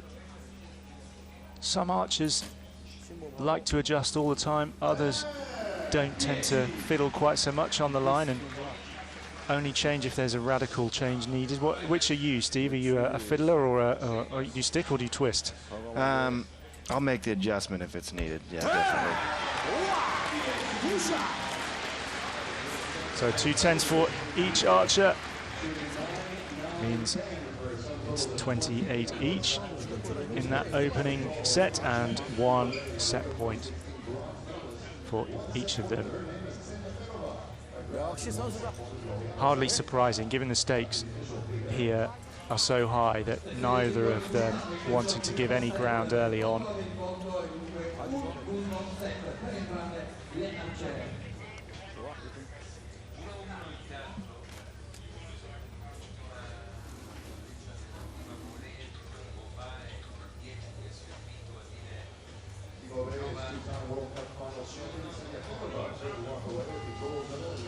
Perova not as decorated an archer as Key,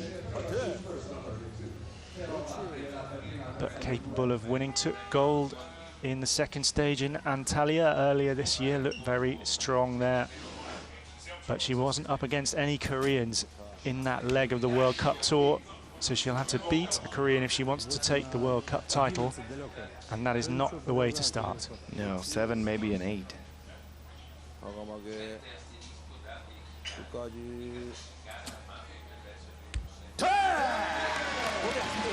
He punishes her immediately with a 10. And already Perova with a bit to do, and she shoots so quickly that arrow is already down. So, and that was a 9, better, but Key could press home her advantage here, and she does. Yep. Finding her rhythm now.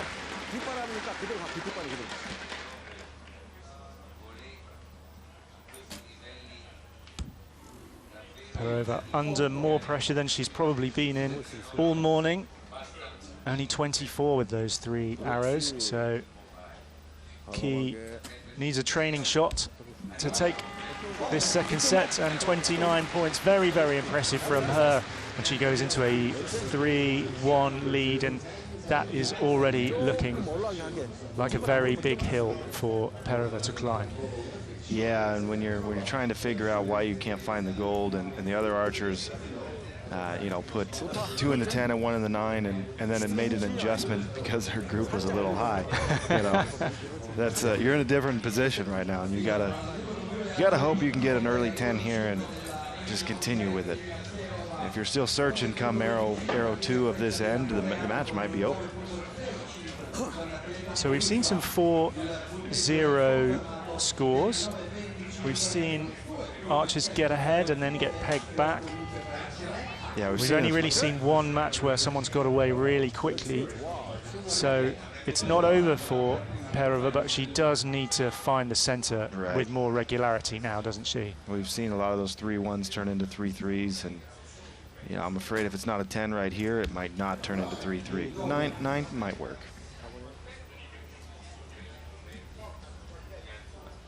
그렇지. 과감하게 끝까지. 10. Key with her eyes on a little bit of history here.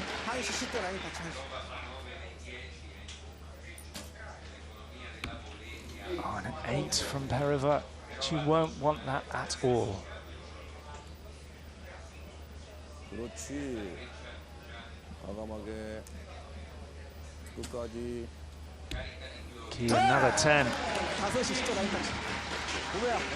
Such a smiley character, Key, away from the shooting line, but pretty ruthless when she's out there. Yeah. And the way she's shooting right now is more a vintage Kibo Bay. Absolutely. Looking like 5-1. Can she do it? Yes, she can. A 9 with her final arrow. A little bit further away from the center of the target than perhaps she would have liked, but it doesn't matter. She goes into a 5-1 lead, which means that with 2 sets remaining, she only needs 1 more point to give her a 3rd World Cup title, and she's looking very good now. Yeah, not like she did the first couple matches where it was a lot of searching. It seems like she's got it figured out, and the good shots go in the 10, and the bad ones don't, which is, you know, what we want. It'd be great if the bad ones are going too, but sometimes that leads to a lot of questions.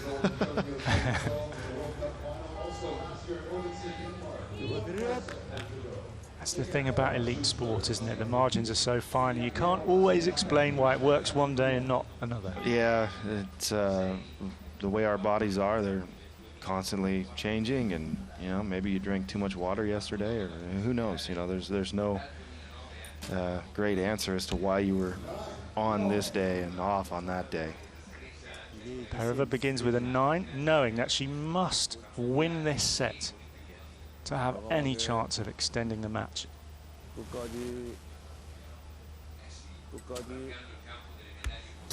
Key now just powering on. Another 10 for her.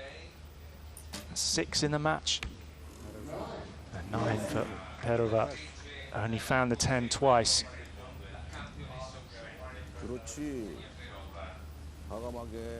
Key, an arrow in the gold here would really put her in command.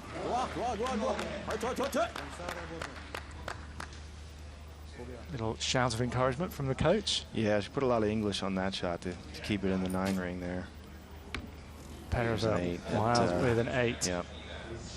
And she's got disappointment written all over her face because Kibo Bay has a real chance here. And she's done it. She wins it. Key has done it. A 3rd World Cup title for Korea's Kibo Bay. She won in 2010. She won last year in Odense, and she successfully defended her title here in Rome. You have to say, she's one of the greats now. Kibo Bay is the 2017 Hyundai Archery World Cup champion. She finally hooked it up, Steve. She finally just found an extra gear, and that was what she needed. Right, yeah. It was no searching that time, just shooting. You can see what it means to her, you know, with all the things that she's won in her career. She's been world #1, she's been to the Olympics. She has an Olympic medal somewhere at home, and they all count, don't they? They all feel great. Yeah, I mean, this is maybe a blip on the radar for her. You know, for everyone else, it'd be a career #1 achievement, you know, but it doesn't make it any less valuable to her, I'm sure.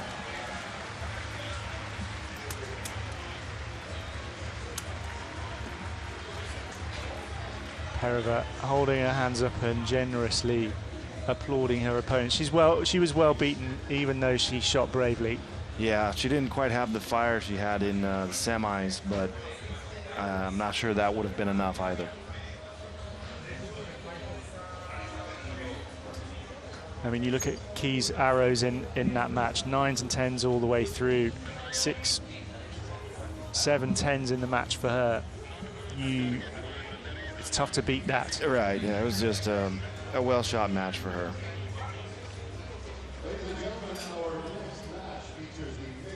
So the individual competition for the women is done. But we have one more match here, and it's an opportunity to take a first look at one of the Korean men who'll be shooting this afternoon in the individual title, and another opportunity to see Chang Hae-jin, who took 3rd place here earlier on in the individual competition, because we do have the mixed team event to decide who takes the world title, and the field's being reset and the judge and coaches are walking out. Lovely shot there of the target, faces pristine, replaced, ready to welcome a few arrows in the gold.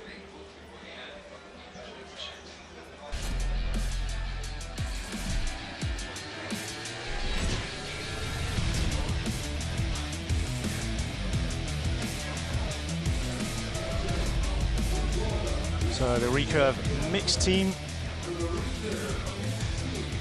match to decide who will be World Cup champions here, and they walk onto the blue field of play here at the Estadio del Marmi in Rome. And this is quite a pairing, isn't it, Steve? You've got the 2 #1 ranked archers in the world side by side, looking for another medal. Yeah, and it's fun to watch these mixed team matches, and sometimes these Korean teams, seems they shoot better as a team rather than when they're out there firing arrows individually. So it could be a very exciting match. And the excitement's going to go up a notch, actually, and so will the noise, because here come the archers from the home crowd.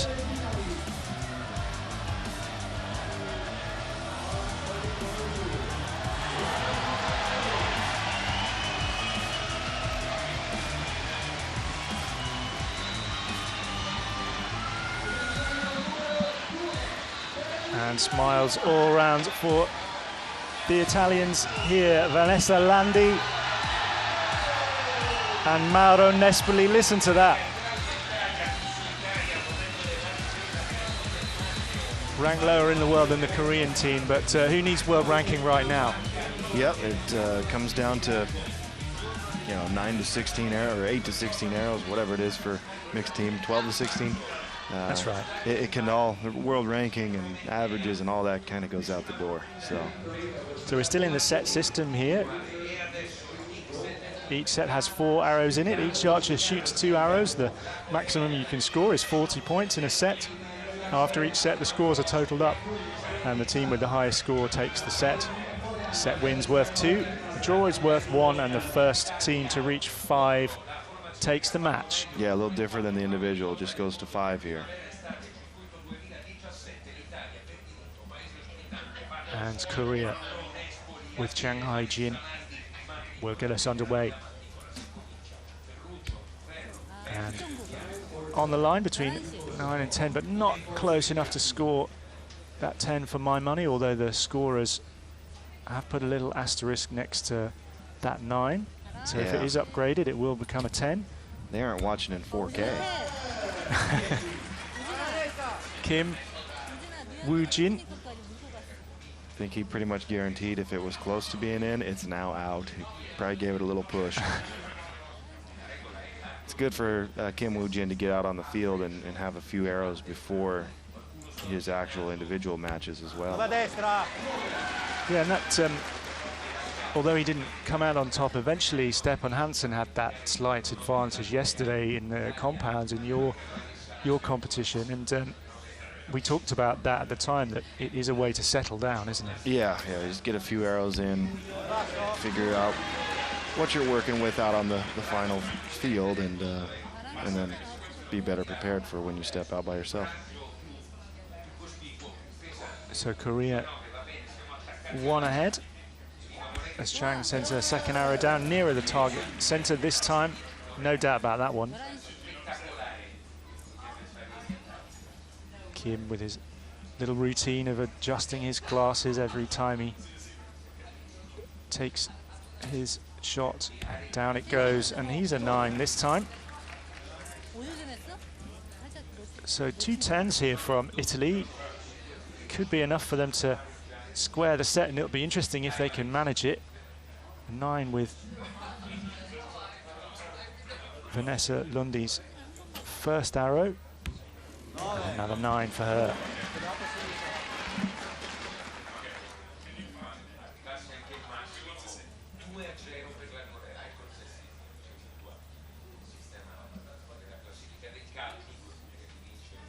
So Mauro Nespoli with an Olympic gold team medal to his name from 2012, and he finds the 10.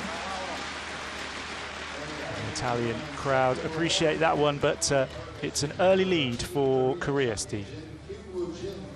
Yeah, right off the bat, 38. Good start for them. Like I said, they seem to shoot really well as a group.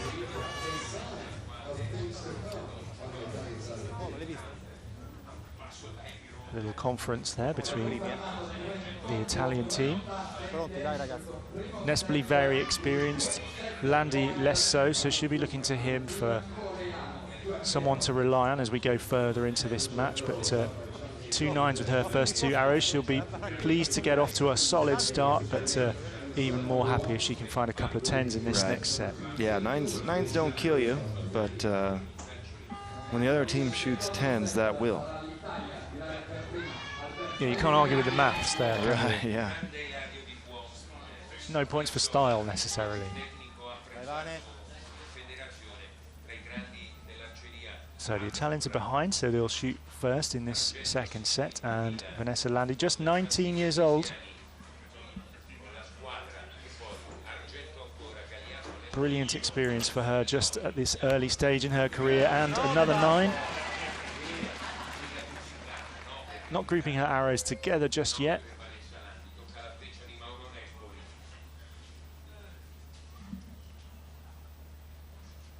Nespoli, the 29-year-old, ranked number 14 in the world. Individually, it finds the 10 again.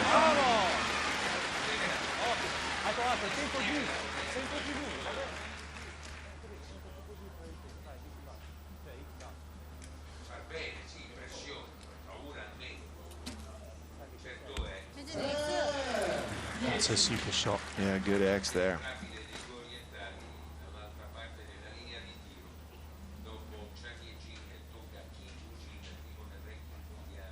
Kim Woo-jin, who's the individual world champion. Sends down a 9. So 19 points each in this second set.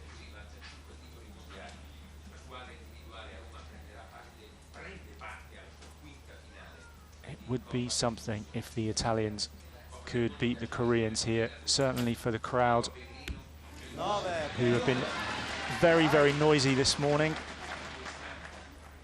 But it's going to take all the energy the crowd have got and some skillful shooting from the 2 Italians if they're going to come out on top. Nespoli, 2 10s with his last 2 arrows. Can he find another? Not quite. He knew that one was close too. The expression that that one should have been a 10.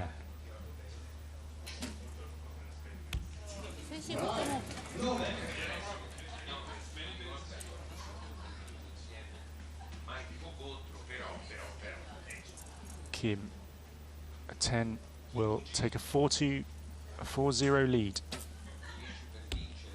That's a 9. 37 points each, which means Italy are on the board, and that's exactly what they needed to do, just to claw back a little point or 2 at the halfway stage. of this match. Steve, do you think they can do it, or do you think Korea are going to have too much for them?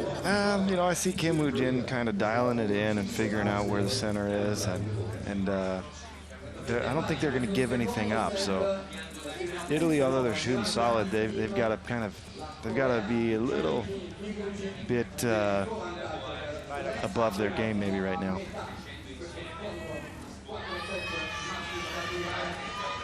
Just one more 10 for the Koreans overall is the difference between the two teams right now. They took that first set and they've drawn the second, so it's still very close, and the Italian team need to find some more 10s with some more regularity. Yeah, I think Vanessa, if she can put a few in the 10, that'll challenge them, because I'm sure Kim Woo-jin's gonna get one in there here soon. He's only got 1 of 4 so far. And she hasn't found the 10 yet. She'd dearly love to with this arrow. Yeah, and she does. And the Italian commentary team for Italian TV next door to us, as you might expect, giving it some. Yeah, they're pretty excited. Nespoli.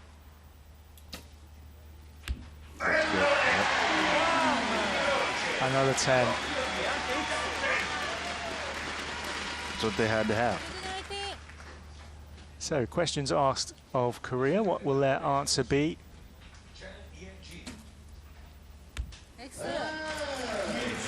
Okay.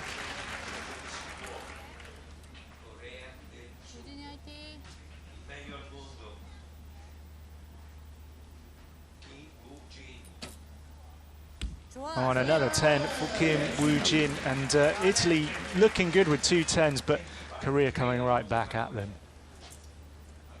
Yeah, it's pretty tough when you have the 700-point man on the field, you know, and he hasn't shot a 10 yet, and you still aren't winning. Or he just shot the 1. Now he's on track. While from Landy, she'll be really unhappy with that, because her first 10 of the match was giving Italy a great platform to come back into this match, but Nespoli's 9 is a good shot, but Korea just needs 16 from their next 2 arrows to go to 5-3. Yeah. Can they close it out? That's a good start. 9 from Chang. So Kim Woo-jin. Target practice for the world #1. And he finds the center of the target with a 10, 39 for Korea, which means they take the match 5-1.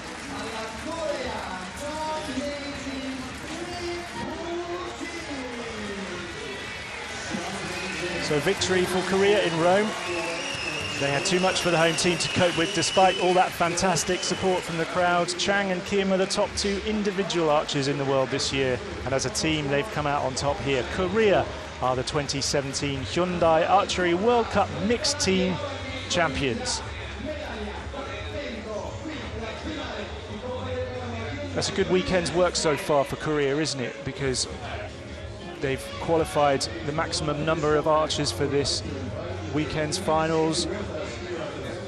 They're in the women's competition, a 3rd and a 1st place, and now Kim Woo-jin got an early sight of conditions out here, and that sets him up very nicely for his individuals this afternoon. Right, yeah, they got as much as they could get out of the first half of the day. You know, a 1st and a 3rd was their best possible outcome individually, and they did that, and then, you know, winning the mixed team, and now they can possibly go 1-2 on the men's side, and it's not inconceivable that will happen.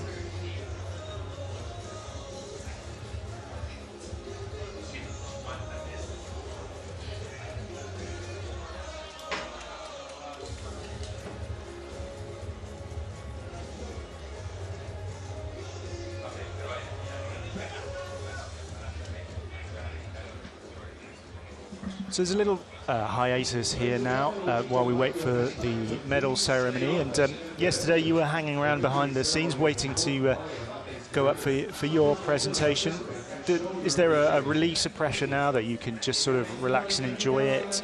Or, I mean, are you still kind of hyped up? How does it feel?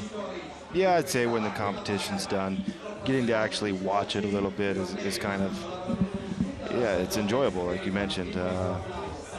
Watching the women's compound shoot in the morning, you're sitting there thinking about what's ahead for you. You're not really paying attention to the matches. But yeah, it's always kind of fun to come back on Recurve Sunday and just enjoy what they put forth for you. I'm interested as well. Obviously, you've got plenty to play for. Prize money, trophies, respect your record as your first World Cup finals as well, and tremendous achievement walking away with third. But is there anything else riding on it in the team? You get back to the hotel later and maybe, you know, dinner's on you or whatever. Yeah, you know, dinner was on me. So Rod Menzer kind of put that out there that winner buys, and I said, well, I didn't win, you know, I was third. But yeah, we went out and had a nice dinner last night, and enjoyed the night and turned in early, and then enjoyed the giant lightning storm that passed over Rome. It was something else, wasn't it? Definitely. It was very nice. And what about Mr. Gellenting? What did you say to each other at the end? You stood on the podium together, and you shot together and won a lot as teammates. Yeah. How was that?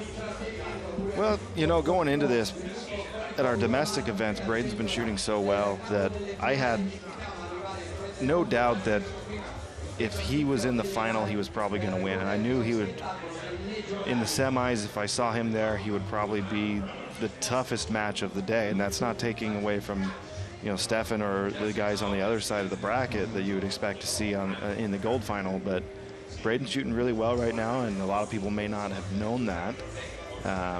You know, I made the comment that no one really picked him from World Archery to win. But it's for sure. Yeah, I certainly didn't. Yeah, my money is first always on myself, and then after that it was on Braden. So, yeah, and we, you know, we just kind of talked about that, and he's shooting well, and kind of at maybe a little bit of a renaissance point in his career where he's getting back on top and remembering how to win matches, and it's great for him. You know, for me as an individual competitor, that's tough. There's another big gun on the table right now. So, yeah. But it is what it is.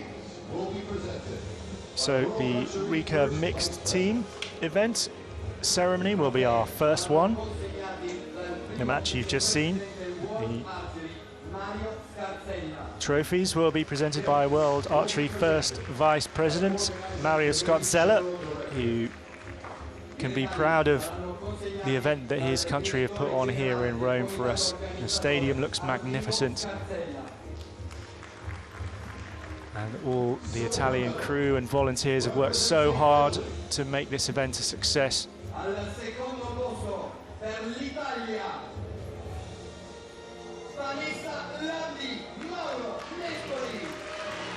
then we have Vanessa, Landy and Mauro Nespoli stepping forward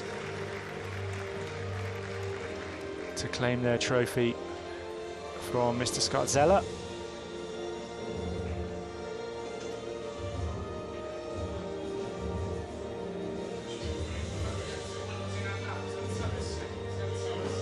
When you're focused on the shooting, Steve, do you notice all the work that's going on behind the scenes? I guess, you know, the volunteers are a key part of any archery tournament, aren't they? Yeah, and I always, you know, we usually pack some pins and things like that, and I try to give them to the volunteers and just say thank you, because they do matter, and they make the difference. So, you know, you go to some places and the volunteer crew is 100% all in, doing a lot for the tournament to make it happen.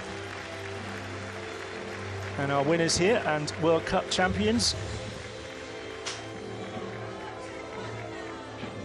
Chan Hai-jin there, and Kim Woo-jin receiving their trophies for first place.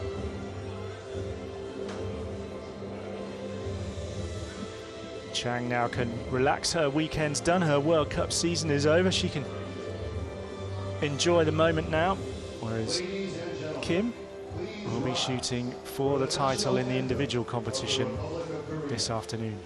Signore e signori, alzatevi per l'inno nazionale della Corea del Sud.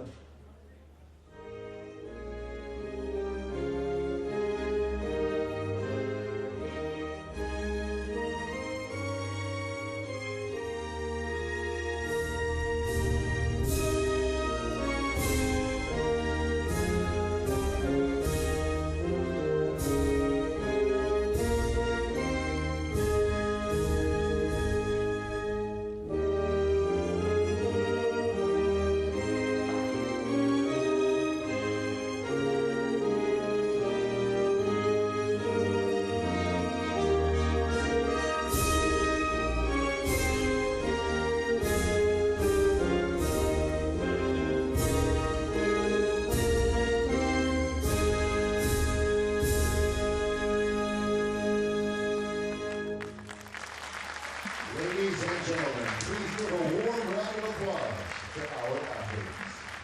Signore e signori, fate un caloroso applauso per I nostri atleti. So great support from the Italian crowd. Shame they couldn't cheer a winner today, but David Pascalucci, who's shooting in the individual competition, very impressive young archer, and he's certainly in with a shout this afternoon, isn't he? Yeah, I think he's actually probably their best chance that they have here, you know, sans Marcello Tonioli, but he'll give him a run. He'll give Kim Woo-jin some trouble. Yeah, that'll be an interesting match to see this afternoon. The shooting gets back underway at 3 p.m. Local time, and we hope you can join us for that. But it's been a great morning, and Steve, which match overall did you enjoy the most? You know, I think watching the Koreans shoot head-to-head is obviously a good one to watch. The match I think I enjoyed the most was when Perova went against Tanya Ting and really put the hammer down. You know, she had a chance to close the door on her, and she did, and that's hard to do. And I felt like that was, other than maybe the gold medal match, it was the dominant performance of the day. Yeah, I'd agree with you, and I'd really enjoyed watching Ki take her third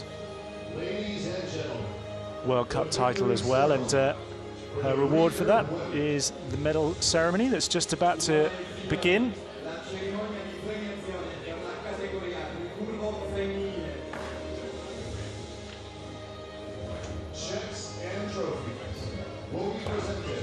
So in this ceremony, the checks and the trophies were all presented by Italian Olympic Committee President Giovanni Malago. And the gifts and the Longines watch will be presented to the winner by Francesco Riccibitti, who is the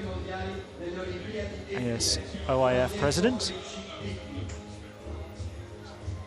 Bronze medal, representing the Republic of Korea. And taking third place here, as you said, Steve, the maximum that Korea could have hoped for. And in third it is Chang Hae-jin, defeated in the semi-finals by her teammate Ki. It's 5,000 Swiss francs goes into her bank account, which is not a bad return for a weekend's work. Yeah, it's a good weekend. And she looks happy, a little surprised. Representing the Russian Federation. And second place goes to Zegna Perova of the Russian Federation. She waves, and she knows that she didn't quite perform to her best in that final, did she? Yeah, she wasn't the same in the final as she was the semi, but she got there. Nothing to hang her head about. Absolutely, a terrific result, a great season for her. 13th, I think, on the international circuit. So to come away with a second here in the World Cup finals is a terrific, terrific result. And finally, our champion for the third time after winning in 2010 and in 2016. She retains her title. Ki Bo-bae of Korea is the World Cup champion once again.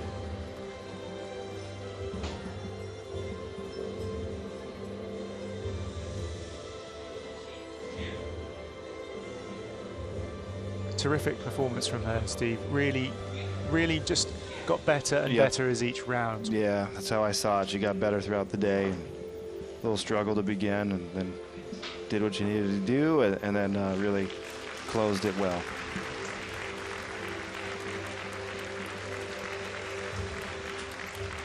Just too many things to hang on to in this medal ceremony, isn't there? Just a trophy and a check and a watch. And I think she might be getting 2 watches here. I don't know.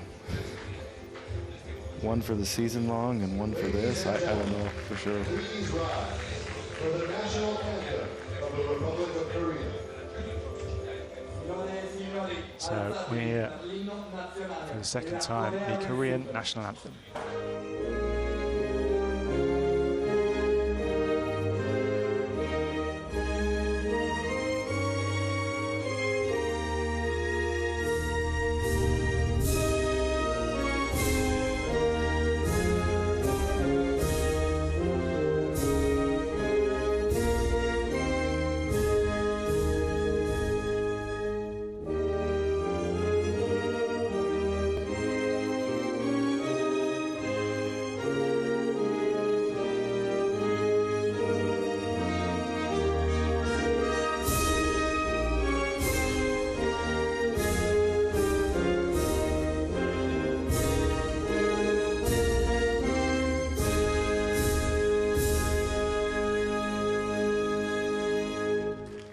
Ladies and gentlemen, please give a warm round of applause to our athletes. Signore e signori, fate un caloroso applauso alle nostre atlete. So the other 2 archers join Ki Bo-bae on the top step. And a little wave to the photographers all gathered down here in the front to take the pictures that will go around the world and be used in the Korean morning papers tomorrow to proclaim another champion. Their track record in international events absolutely immense, and a great victory for Ki Bo-bae, a 3rd-time World Cup champion. So that brings us to the end of the morning's action here in the Estadio del Marmi in Rome. 2017 Hyundai Archery World Cup champions have been crowned this morning in the women's individual event. Ki Bo-bae made history to retain her World Cup title. In the mixed team event, Korea capped off a great World Cup season with gold against the hosts, Italy. Thank you for joining me and Steve Anderson this morning. Steve, congratulations on your World Cup finals result. I do appreciate it. Great to have you here. Thank you. And thank you to viewers watching online across the world at World Archery TV and on the Olympic channel. Remember, you can follow at World Archery on Twitter for all the latest updates and stories. You've been watching live coverage of the 2017 Hyundai Archery World Cup Finals in Rome. We're back on air at 3 p.m. local time. Do join us then if you can. From now, bye-bye.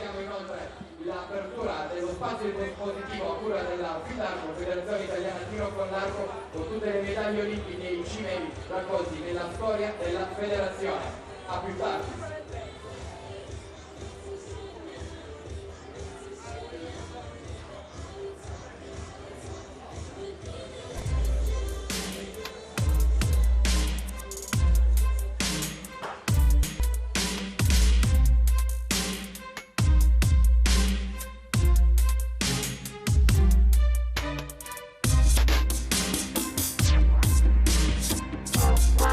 We'll be right back.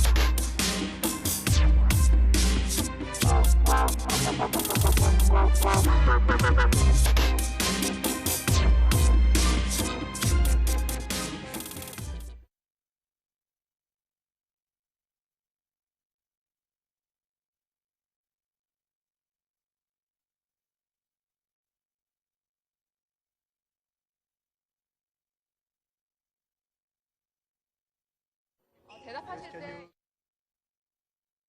Chris?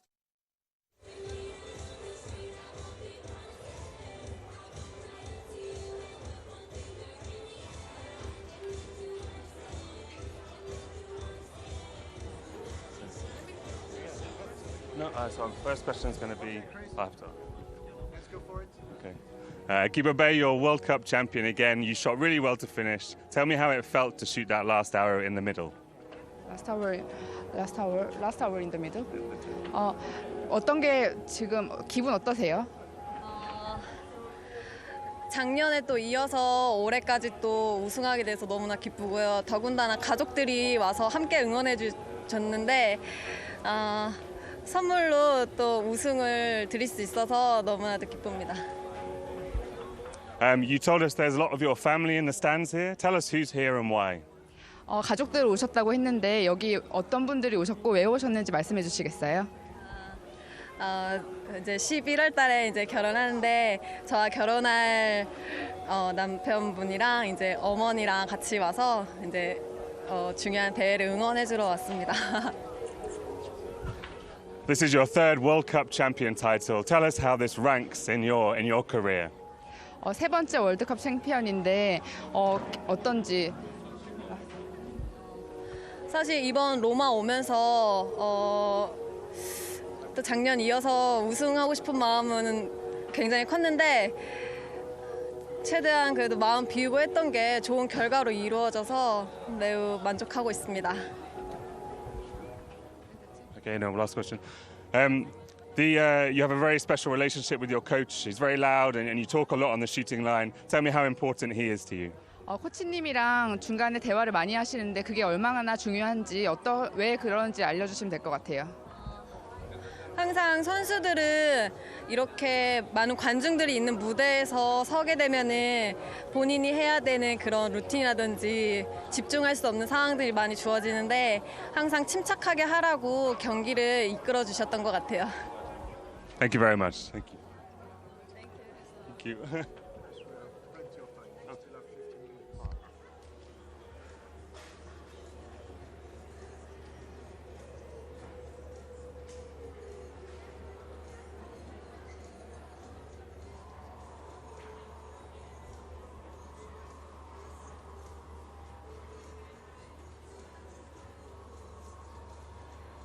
Ready? Okay. Zegna, a great finish to your season, but you must have come here wanting to do more. Это хорошее заключение для вашего сезона, но вы, наверное, все-таки хотели достичь чего-то большего. Конечно, я хотела занять первое место, но соперница Кибобай, она очень титулованная спортсменка. И я, в принципе, довольна, то, что мы с ней немножечко поборолись, но, конечно, хотелось большего. Okay. You've become one of the most consistent recurve women in the world. Tell us how it feels to be constantly recognized on this podium. Вы добились того, что стали постоянной участницей соревнований высокого ранга. Can you repeat, please? Tell us how it feels to be constantly climbing on the podium. Как вы себя чувствуете, постоянно находясь на подиуме? Для меня новые ощущения. Я второй раз уже участвую на финале Кубка мира. Мне все очень нравится здесь, организация, все здорово. И мне очень приятно находиться в 8 сильнейших спортсменов мира. Perfect. Thank you very much.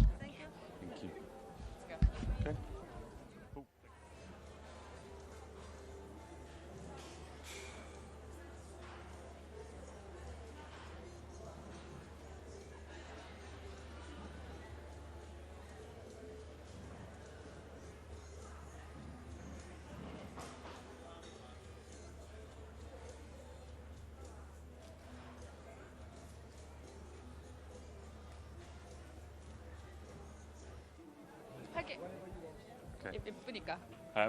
You've come third at your first World Cup final. Are you disappointed or are you happy with your performance here today? 세 번째 동메달 따셨는데 기분이 어떠신지요? 처음 월드컵 와가지고 이제 솔직히 이제 좀 많이 긴장했지만 동메달을 따서 너무 기쁜 것 같아요. It must have been a tough matchup to face your teammate Kibobe in the semi-final. Tell me how you felt going into that field of play. 경쟁 상대가 기보배 선수였는데 같은 팀메이트로 경쟁하기가 쉽지 않았을 것 같아요. 어떤 느낌인지 알려주시면 될 것 같아요. 사실 이제 보배랑 쏘면서 긴장을 하긴 했지만 리우 올림픽 때 생각이 났었고 왠지 그냥 느낌이 이번에는 보배가 이길 것 같았어요. You told me earlier this season that you really wanted to win a Longines watch. You haven't managed to do that. Will you be back next year or at the World Championships to take that prize? Again, sorry. Okay, the light was changing. You can go. Okay. Shanghai Jin told me earlier this year she really wanted to win a Longines watch. She missed out at this event. What will she do in the future to make sure she gets that prize? 지금 이번 경기 이기고 싶으셨는데 이번에 못 이기셨잖아요. 그래서 다음 커리어 하실 때는 어떤 거를 예상하고 있으신지, 어떤 거를 하고 싶으신? 네.